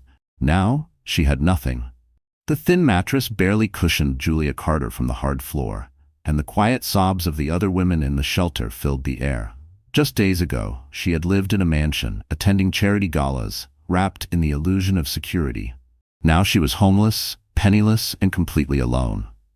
Her hand drifted to her stomach, a habit she had unconsciously developed over the past few days. Something felt different, but she couldn't quite put her finger on it. The next morning, after a meager breakfast, Julia walked to a free clinic. She sat stiffly in the worn-out chair, her fingers gripping the hem of her sweater as the doctor spoke. She was pregnant. A cold wave of shock washed over her. As the doctor explained her options, Julia's thoughts spiraled. Should she tell Daniel? Would he take her back? Or would he assume she was trying to manipulate him? That night, she barely slept. By morning, she had made her decision. Daniel Carter didn't deserve to know. This baby was hers, and she would find a way to survive without him. With renewed determination, Julia hit the streets, searching for work. But with no recent experience and unwilling to use Daniel's name as a reference, rejection after rejection wore her down. "I'm sorry," one manager said, his tone regretful, "but we need someone with more experience." Julia nodded, swallowing back the lump in her throat as she stepped out into the cold. As she walked past a bustling cafe, she overheard two women talking. "Did you hear? LaBelle is hiring servers. The pay isn't great, but the tips are solid." Hope flickered in Julia's chest. It wasn't much, but it was a start. Across town, Daniel Carter was operating on a completely different reality. The wealthy CEO stormed through his office, his presence electrifying the air. "I want that deal closed by Friday," he barked at a trembling intern. No excuses. From his office doorway, Marcus Bennett frowned. "You're pushing them too hard, Daniel." Daniel scoffed, adjusting the cuffs of his suit. "This is business, Marcus. If they can't handle it, they don't belong here." Marcus sighed, watching his friend spiral deeper into arrogance. The more powerful Daniel became, the more ruthless he was. He was untouchable, unstoppable. Nothing could stand in his way. Julia, meanwhile, was learning humility. After a grueling interview process, she finally landed a position at LaBelle. The hours were long, the work exhausting, but she threw herself into it with everything she had. "You're doing great," the head server encouraged her after a busy shift. For the first time in weeks, Julia allowed herself to believe that maybe, just maybe, she could rebuild her life. "You're doing great," Sarah, the head chef, told Julia after an exhausting shift. A small spark of pride flickered in her chest. It had been weeks since she started working at LaBelle, and for the first time in a long while, she felt like she was standing on her own 2 feet. The morning sickness was brutal, but she pushed through, determined to keep her job. She was finally settling into this new life, finally believing she could do it, until everything changed again. It was a busy Saturday night, and Julia was rushing between tables when she heard a familiar laugh. Her heart stopped. At the corner table sat Daniel and Madison, clinking champagne glasses, laughing as if they had no worries in the world. They looked like the perfect couple. The room spun. Julia's tray wobbled dangerously in her grip. She couldn't breathe. "Julia?" Sarah's voice cut through the fog. She barely managed a small nod before her knees buckled. Sarah caught her just in time. "Let's get you to the back." Julia held her breath as they passed Daniel's table, but he was too engrossed in Madison to notice the commotion. In the kitchen, she collapsed onto a chair, her hands shaking. "I'm sorry," she whispered. Sarah rubbed her shoulder. "Don't worry about it. Are you feeling sick? The flu's been going around." Julia nodded, grateful for the excuse, though deep down, she knew the truth. Seeing Daniel again had hurt, but it had also ignited something inside her, a fierce determination. She would survive this. She would thrive. And she would do it all without Daniel Carter. Across town, Daniel paced his office, his phone pressed to his ear. "Listen, Johnson, I need those environmental reports changed. Lower the contamination levels." "But Mr. Carter," the hesitant voice on the other end protested, "that's illegal."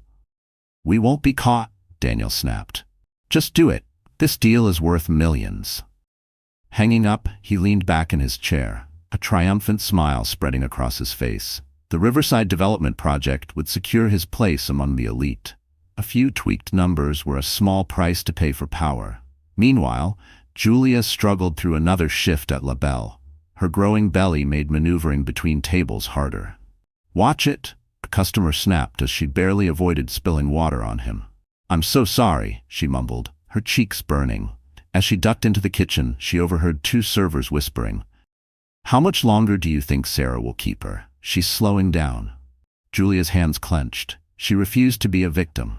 Not to Daniel. Not to anyone. Julia's hands trembled as she loaded another tray, the weight feeling heavier than usual. "Just a few feet away," two servers whispered. "How much longer do you think Sarah will keep her? She can barely carry a tray anymore." Her stomach twisted, but she kept her head down. She needed this job. She couldn't afford to lose it now. Across the city, Daniel Carter was having a far better night. The real estate tycoon strode confidently into the conference room, where investors sat eagerly awaiting his presentation. "Gentlemen," he announced, his voice filled with authority, "I have fantastic news. The environmental reports are in. Riverside is officially ready for development." He painted a vision of luxury condos, high-end shopping centers, and exclusive office spaces. Investors nodded in approval, the promise of wealth gleaming in their eyes. But from the corner of the room, Marcus Bennett remained silent, his brow furrowed. Later, he cornered Daniel in his office. "We need to talk about Riverside." Daniel's smile faded. "What about it?" Marcus shut the door. "I've seen the original reports. I know what you did." Daniel's jaw tightened. "It's just business, Marcus. No one's getting hurt." "No one's getting hurt." Marcus's voice rose in disbelief. "What about the families who'll be living on contaminated land? The workers exposed to those chemicals?" Daniel scoffed. "The levels are barely above legal limits. You're overreacting." Marcus slammed a hand on the desk. "This isn't you. What happened to the guy who wanted to make a difference?" Daniel's expression turned cold. "That guy grew up. This is the real world, Marcus. If you can't handle it, maybe you don't belong here." The room fell into tense silence, years of friendship straining under Daniel's ruthless ambition. Meanwhile, Julia faced her own battle at La Belle. As she struggled to carry a particularly heavy tray, she overheard Sarah and the restaurant manager talking in hushed tones. "We can't keep her on much longer," the manager sighed. "She's becoming a liability." Julia's heart sank, but then a strange sense of resolve settled over her. She had faced worse. She could handle this. Squaring her shoulders, she stepped forward. "Excuse me," she said, her voice steady despite the emotions swirling inside her. "I couldn't help overhearing. I understand your concerns, but I assure you, I can do this job." The manager hesitated. "Miss Carter, we appreciate your effort, but—" "Give me 2 weeks," Julia interrupted. "If I can't keep up, I'll resign. No severance needed." Sarah and the manager exchanged glances. Finally, Sarah nodded. 2 weeks. Julia exhaled, determination burning in her chest. She wasn't going down without a fight. Julia walked away from the conversation, her heart pounding, but for the first time in a long while, she felt something unfamiliar. Strength. She had fought for herself, something she had never done before. Across town, Daniel Carter celebrated his latest victory. The Riverside deal was nearly closed, and he toasted with Madison, reveling in his success. His phone buzzed. It was Marcus. "Daniel, I can't be part of this anymore. I'm resigning." Daniel stared at the message, a mix of frustration and something dangerously close to regret washing over him. But he shoved it aside. He had come too far to start second-guessing himself now. "Your loss," he muttered, tossing his phone onto the table. Madison's eyes flickered with curiosity. "Everything okay, baby?" Daniel forced a smile. "Just fine. Marcus is leaving the company, that's all." Her expression brightened. "Does that mean I can take his office? It has a much better view than mine." Daniel nodded absently, his mind already shifting to the next deal, the next conquest. Later that night, while Daniel slept, Madison crept into his home office. She had noticed him acting secretive lately, locking drawers, setting passwords on his files. Her instincts told her something was off. Her eyes landed on a folder labeled Riverside Confidential. Glancing over her shoulder, she carefully opened it. Her breath hitched. This was big. This could change everything. A slow, knowing smile spread across her face. Daniel Carter's empire of glass was about to shatter, and she would be there to pick up the pieces. The next morning she walked into his office, her heels clicking against the polished marble floor. "Daniel, darling," she cooed. a coy smile playing on her lips. Daniel barely looked up from his computer. "What is it?" "We need to talk about my new position in the company." His brows furrowed. "New position? What are you talking about?" Her smile sharpened. "Well, with Marcus gone, I think it's time I took on more responsibility. After all," she smoothed a hand over her stomach, "I am carrying your heir." Daniel's expression darkened. "Madison, you're not qualified for Marcus's job." She tilted her head. "Oh, I think you'll find I'm qualified for a lot of things." Sliding the Riverside Confidential folder across his desk, she watched as his face paled. Daniel flipped it open. Inside were the original environmental reports. "Where did you get these?" His voice was low, sharp. Madison shrugged. "Does it matter? What does matter is what I could do with them." A cold sweat broke out along Daniel's forehead. He was cornered. Meanwhile, at LaBelle, Julia was in the middle of another grueling shift. As she rushed to deliver an order, a wave of nausea hit her. Julia stumbled, nearly dropping her tray. Strong hands caught her just in time. "Whoa, careful there," Sarah said from behind her. Julia turned, her face burning with embarrassment. "I'm so sorry, Sarah. I don't know what just happened." Sarah's eyes narrowed, scanning Julia's pale face and the way her hand instinctively rested on her stomach. "Come with me," she said, leading Julia into the break room. Once inside, Sarah crossed her arms. "How far along are you?" Julia's breath hitched. "I what?" "The pregnancy," Sarah said softly. "How far along?" Tears welled in Julia's eyes. "About 3 months," she whispered. To Julia's surprise, Sarah's face softened. "Does the father know?" Julia shook her head, words spilling out before she could stop them. She told Sarah everything, how Daniel had thrown her out, how she had fought to rebuild her life, and how she refused to let him control her future. For a long moment, Sarah said nothing. Then, to Julia's shock, she pulled her into a hug. "Listen to me," Sarah said fiercely. "You're not alone in this. I've got your back." Julia pulled away, stunned. "Why?" Sarah's eyes darkened with memory. "Because 15 years ago, I was you." As Sarah shared her own story of abandonment, Julia felt a connection forming. For the first time since that stormy night, she didn't feel so alone. Across town, Daniel Carter had his own problems. Madison's threats were becoming more frequent, her demands more unreasonable. "I think I should sit in on the board meeting tomorrow," she announced one evening. Daniel's patience snapped. "Enough, Madison. You are my assistant and the mother of my child, nothing more." Her eyes flashed dangerously. "Careful, Daniel. You wouldn't want certain documents falling into the wrong hands, would you?" As Madison stormed out, Daniel slumped in his chair, rubbing his temples. How had he lost control of everything? The next evening, he decided to clear his head with dinner at LaBelle. He didn't notice Julia ducking behind the bar, her heart hammering in her chest. "Table for one," Daniel told the hostess. Julia peeked around the corner, her breath catching. For a moment, as he sat down, he looked tired, stressed, almost human. A flicker of sympathy crossed her heart. Then she remembered the night he had thrown her out. Her resolve hardened. Sarah appeared at her side. "You okay?" Sarah asked.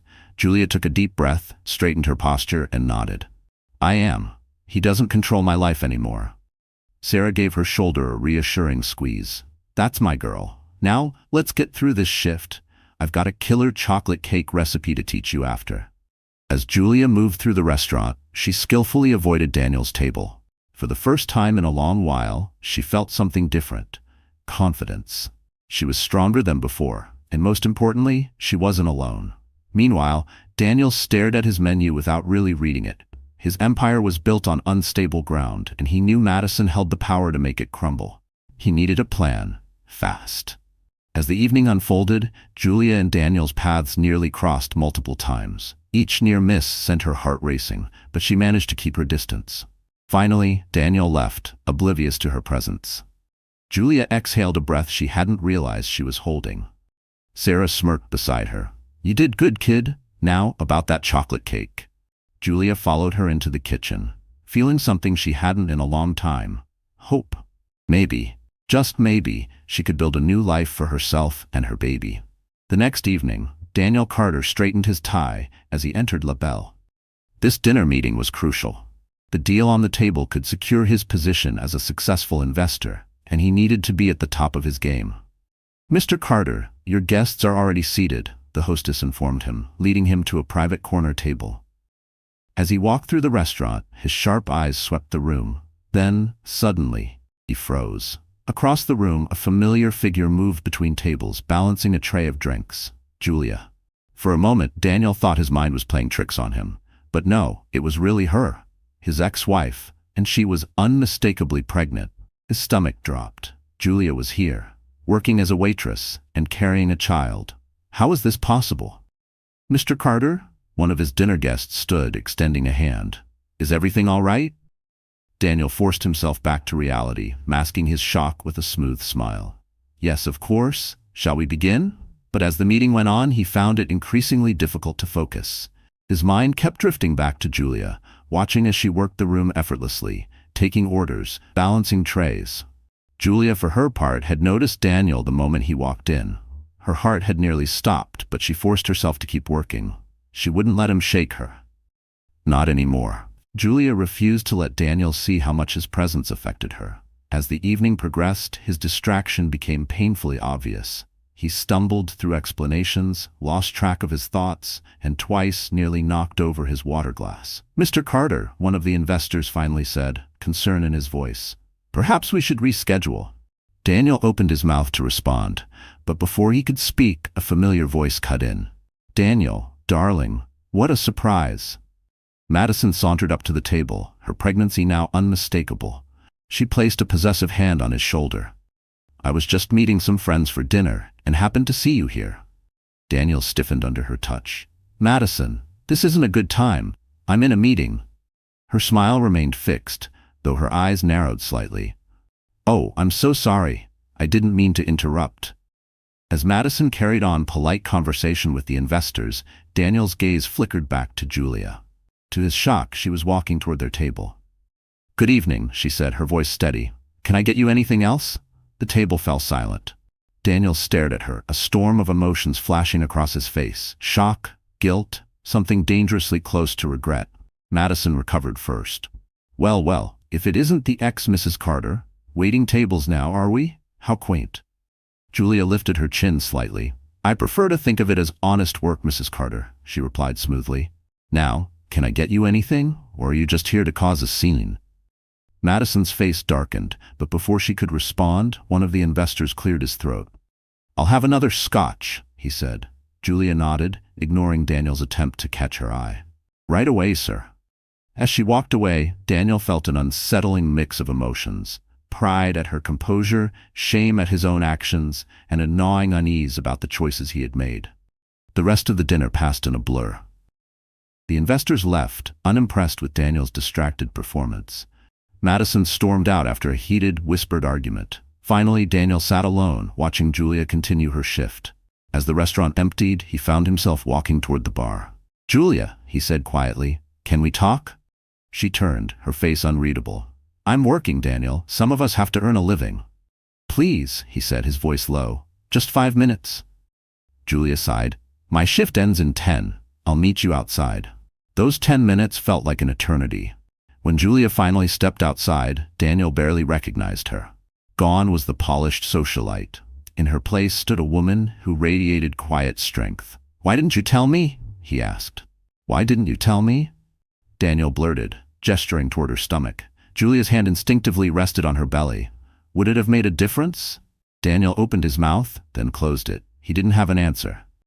"That's what I thought," Julia said softly. "Goodbye, Daniel." She turned and walked away, leaving Daniel standing motionless on the sidewalk, his carefully constructed world beginning to crumble. Unbeknownst to them, Madison sat in her car across the street, her hands gripping the steering wheel so tightly her knuckles turned white. Her jaw clenched as she watched Daniel's gaze linger on Julia. "You regret this, don't you, Daniel Carter?" she hissed under her breath. Her fingers hovered over her phone. If she was going down, she was taking him with her. She tapped a folder on her screen labeled Riverside Evidence, then dialed a number. Daniel rushed into his office, his phone ringing nonstop. His assistant intercepted him, her face pale. "Mr. Carter, there's a reporter from the New York Times on line 1. They're asking about Riverside." Daniel's blood ran cold. He snatched the phone. "Carter speaking." Mr. Carter, the reporter said smoothly, we've received some interesting documents regarding the Riverside project. Care to comment on the altered environmental reports? His mind raced. How had they found out? Then it hit him. Madison. No comment, he growled, slamming the phone down. Within hours, his world began to unravel. More reporters called. Investors demanded answers. The board of directors scheduled an emergency meeting. Daniel paced his office, barking orders into his phone. I don't care what it costs. Shut this down. Now. But it was too late. By afternoon, the headlines screamed the scandal across every major news outlet. Carter Enterprises accused of environmental cover-up. His phone buzzed with a text. Madison should have treated me better. This is just the beginning. As Daniel fought to contain the damage across town, Julia faced her own crisis. She was in the middle of a shift at La Belle when a sharp pain stabbed through her abdomen. Her breath hitched. The tray in her hands crashed to the floor. Sarah was at her side in an instant. Julia, what's wrong? Julia clutched her stomach, her face twisted in pain. Something's wrong with the baby. Sarah didn't hesitate. I'm calling an ambulance. At the hospital, doctors rushed Julia into emergency care. Sarah paced the waiting room, feeling helpless.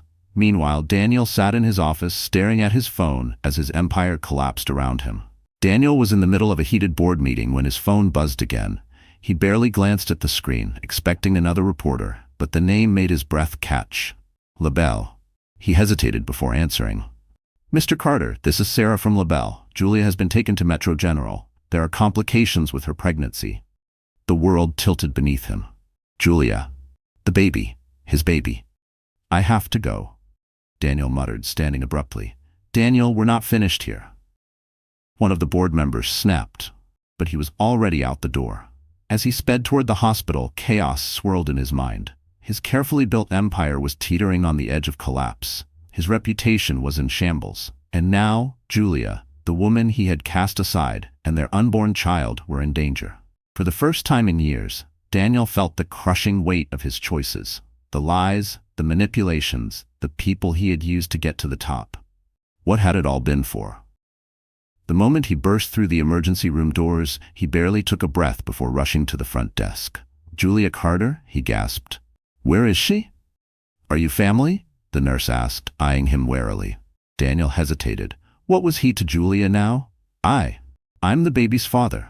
The nurse's expression softened as she pointed to a waiting area. There, he spotted Sarah, her arms crossed as she met his gaze with surprise and anger. How is she? He demanded. Sarah's lips pressed into a thin line. Why do you care? You threw her out, remember? Daniel flinched at the accusation. Please, he said quietly. I need to know. Sarah sighed. They're still running tests. The doctor suspects preeclampsia. It's serious, Daniel. His stomach dropped. Daniel collapsed into a chair, his head in his hands. How had everything gone so wrong? His phone buzzed again, but he ignored it. Nothing mattered except Julia and the baby. Hours crawled by before a doctor finally approached. Mr. Carter? Daniel shot to his feet, his heart pounding. Yes, how are they? We've stabilized Julia's condition, the doctor said, but she'll need to remain hospitalized for the rest of her pregnancy. The next few weeks are critical. Relief washed over him. Can I see her? The doctor hesitated. She's asking for Sarah. Daniel felt a sharp pang of regret, but nodded. He had no right to expect anything from Julia. As Sarah disappeared into Julia's room, Daniel slumped back into his chair. His phone buzzed again. A text from his assistant. Board voting to suspend you pending investigation. Please respond ASAP. Daniel stared at the message, feeling strangely detached. Just days ago, this would have destroyed him. The panic that had consumed Daniel for days now felt meaningless compared to what was happening in that hospital room. For the first time in years, he faced the hollowness of the life he had built. His empire was crumbling, and worse, he might lose the only things that truly mattered. Julia, their child. As he sat in the sterile waiting room, Daniel made a silent vow. If given the chance, he would make things right. Not for his reputation, not for his fortune, for his family. Sitting in his office the next morning, Daniel stared at the clock. In 30 minutes, he had a crucial board meeting, the one that could determine the fate of his company.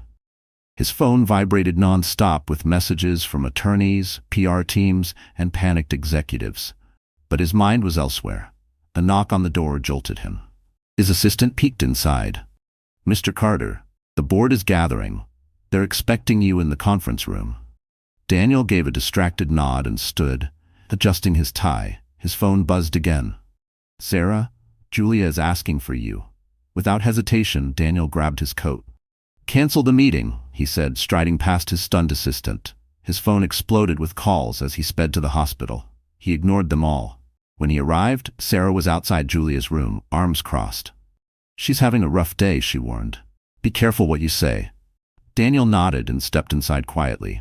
Julia lay pale and exhausted against the pillows. The moment she saw him, her eyes widened in surprise. "Daniel, what are you doing here?" "You asked for me," he said softly. Julia shook her head. "I asked Sarah to keep you updated. I didn't expect you to actually come." Silence settled between them. Daniel stepped closer to the bed. "Julia, I'm so sorry for everything." Her eyes filled with unshed tears. "Do you even understand what you put me through?" Her voice cracked. "I lost everything, Daniel. My home, my security, my dignity." "I know," he said, voice thick with emotion. "I was wrong. I let greed and ambition blind me to what truly mattered." She studied his face carefully. "And what matters now?" "You," he said without hesitation. "You and our baby. Nothing else." Julia's hand instinctively went to her stomach. "It's not that simple, Daniel," she whispered. "You can't just walk back in and expect everything to be okay." "I know," he said, and for the first time he truly meant it. "I don't expect forgiveness," Daniel said quietly. "I just want a chance to make things right, to be there for you and our child." His phone buzzed again, but he ignored it. "Aren't you going to get that?" Julia asked. Daniel shook his head. "Nothing is more important than this conversation." For the first time, Julia saw a glimpse of the man she had fallen in love with all those years ago. But trusting him again? That was something else entirely. "Daniel, I appreciate you being here," she admitted, "but I need time. This is all too much, too fast." He nodded. "I understand. Whatever you need, I'll be here." Neither of them noticed the storm brewing outside. Across town, Madison sat in a cafe, a satisfied smirk on her lips as she hit send on an email. Attached were all the incriminating documents she had gathered over the years, evidence of Daniel's shady business deals, corruption, and illegal practices. Within hours, the story exploded. Every major news outlet ran exposés on Carter Enterprises' fraudulent activities. Investors panicked. Stocks plummeted. Daniel's empire was collapsing in real time, and he was oblivious to it all, sitting by Julia's bedside. Reality came crashing down when Marcus burst into the hospital room, breathless and panicked. "Daniel," Marcus panted, "we have a problem." "A big one." Daniel frowned. "Marcus, what are you doing here?" Marcus's expression was grim. "Madison leaked everything, Daniel. The files, the reports, the evidence. It's all over the news." The blood drained from Daniel's face. He glanced at Julia, who watched the exchange with wide eyes. "How bad is it?" he asked quietly. Marcus shook his head. "It's bad, Daniel. The SEC is involved. There's talk of criminal charges." Daniel sank into a chair, running a hand down his face. Everything he had built, everything he had sacrificed for was gone. "Daniel?" Julia's voice was soft, hesitant. "What's going on?" He looked up at her, his eyes filled with a mix of fear and something else, resolve. "My company is falling apart," he admitted. "Everything I worked for, it's over." She studied him for a long moment. "What are you going to do?" Silence stretched between them. Then Daniel reached for her hand. "I'm going to stay right here," he said, "if you'll let me." Julia's eyes widened in surprise. "But your company is just a company," Daniel finished. "I lost sight of what truly matters for too long. I won't make that mistake again." As Daniel sat there holding Julia's hand, a strange sense of peace settled over him. His empire lay in ruins. His reputation was beyond repair, but for the first time in years, he felt like he was exactly where he was meant to be. Marcus watched in silence, emotions flickering across his face. "Daniel," he said finally, "the board is demanding an emergency meeting. They're voting to remove you as CEO." Daniel didn't take his eyes off Julia. "Tell them I resign. Effective immediately." Marcus hesitated for a moment before nodding and walking away. Daniel turned back to Julia. "I know I have a lot to make up for," he said quietly, "but if you'll give me a chance, I want to be here, for you, for our baby, for our family." Julia, torn between caution and the smallest flicker of hope, squeezed his hand. "One day at a time, Daniel. One day at a time." The following weeks were a whirlwind. Daniel Carter's empire crumbled as investigations into Carter Enterprises intensified. His assets were frozen, partnerships dissolved, and the name that once commanded respect now brought nothing but scandal. Madison disappeared as quickly as she had entered his life, leaving behind nothing but chaos and a note that simply read, "You should have treated me better." Despite everything, Daniel never left Julia's side. He slept in an uncomfortable chair, ate from vending machines, and fielded calls from his lawyers in hushed tones from the hallway. Julia watched him, torn between caution and admiration. The arrogant, ruthless businessman she had once known was gone, replaced by a man who seemed truly committed to change. One morning, as Daniel returned from a coffee run, he found Julia's room in chaos. Nurses rushed around her bed, and her face was twisted in pain. "What's happening?" he asked, his voice sharp with panic. A nurse turned to him. "She's gone into labor. It's too early. We're preparing for an emergency C-section." The world tilted. It was too soon. The baby wasn't due for another month. As they wheeled Julia toward the operating room, she reached for him, gripping his hand. "Don't leave me," she whispered, fear in her eyes. "Never again," Daniel vowed, squeezing her fingers tightly. Inside the operating room, he stood by her side, offering what little comfort he could as the doctors worked. The steady beeping of machines filled the air, urgent voices moving around them. Then, suddenly, the walls of the room seemed to shift, and Daniel was no longer standing there. He was 8 years old again, sitting in the back of his parents' car, the screech of tires, the shatter of glass, the sound of his entire world collapsing. The terrifying silence stretched on. Daniel shook his head, forcing himself back to the present. He couldn't break now. Julia needed him.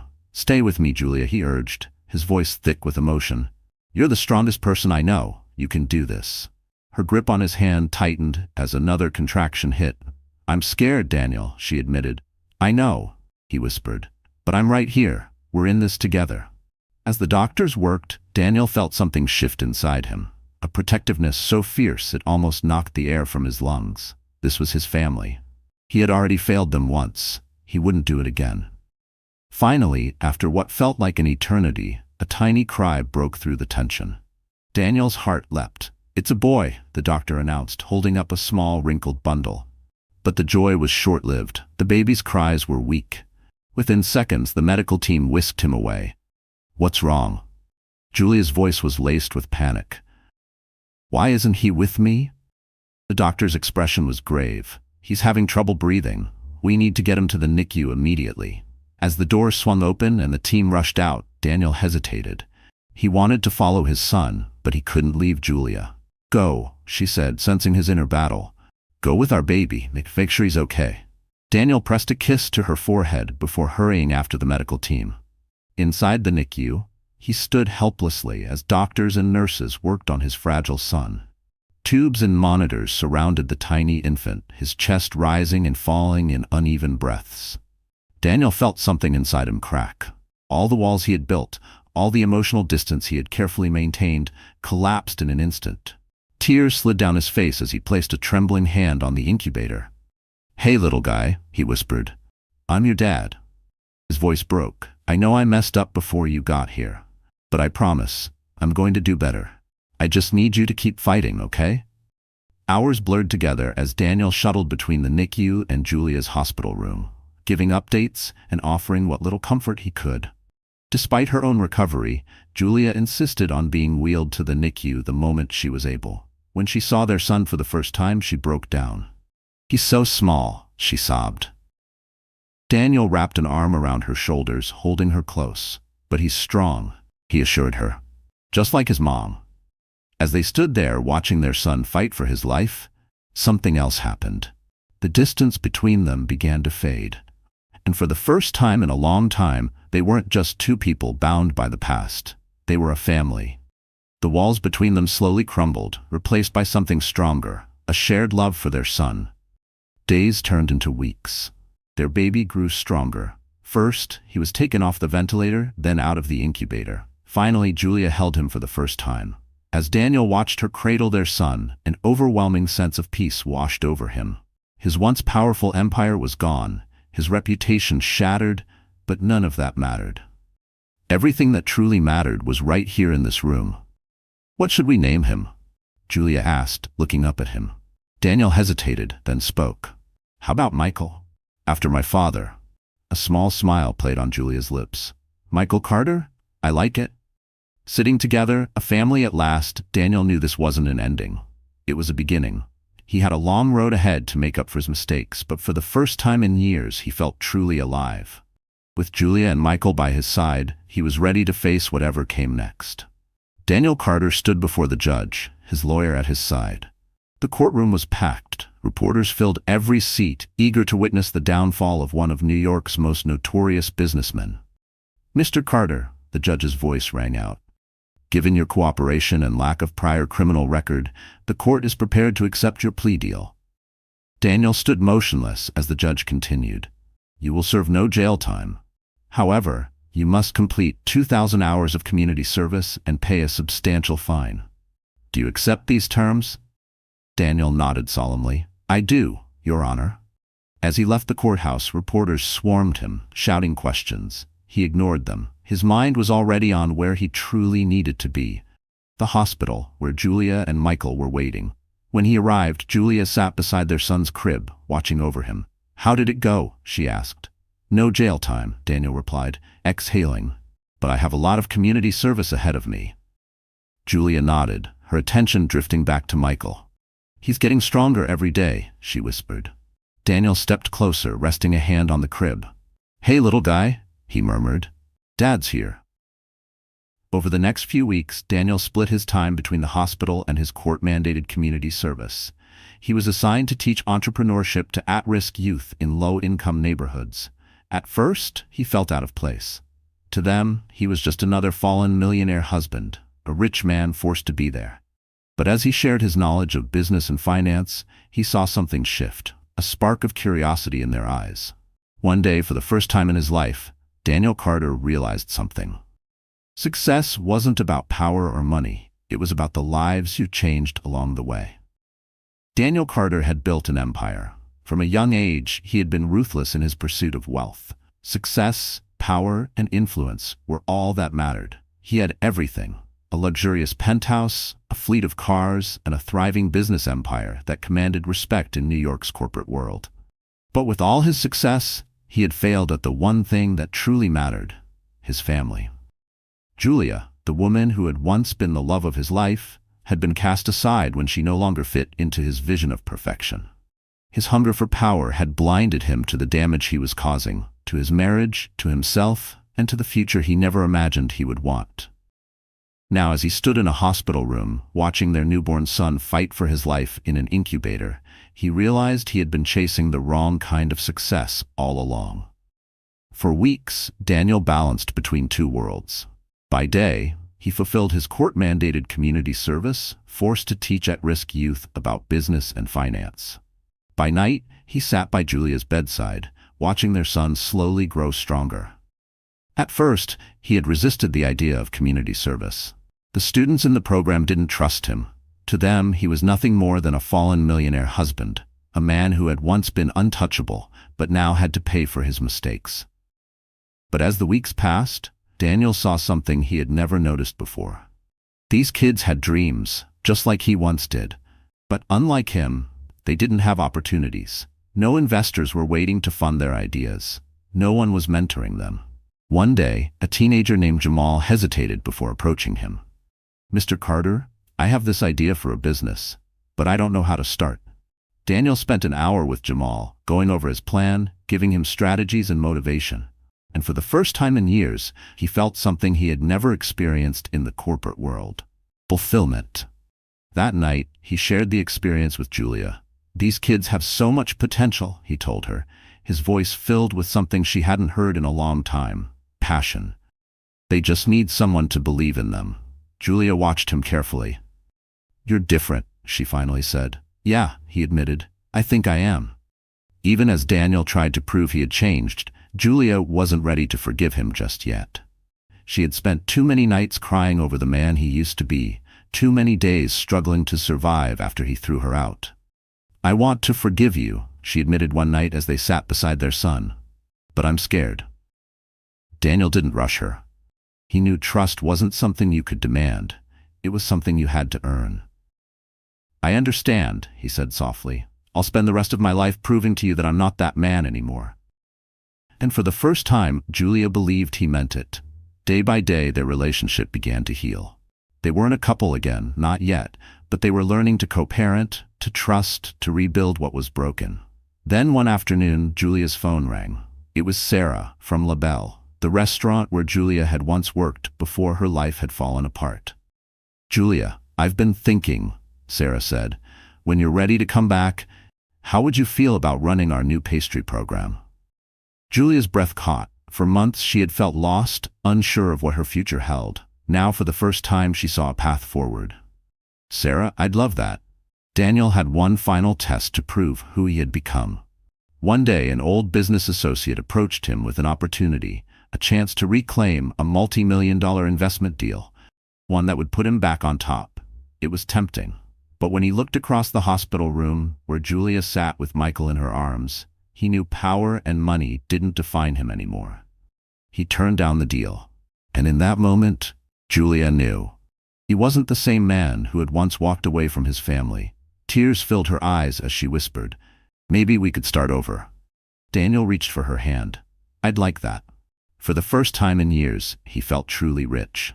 This story teaches us that no matter how lost you are, change is possible. Daniel was once a selfish millionaire husband, but through loss, love, and redemption, he became a better man. What do you think? Can people truly change, or do some mistakes last forever? Comment below. We'd love to hear your thoughts. If you enjoyed this story, make sure to like, share, and subscribe for more powerful life lessons and incredible real-life stories. Turn on notifications so you never miss an update.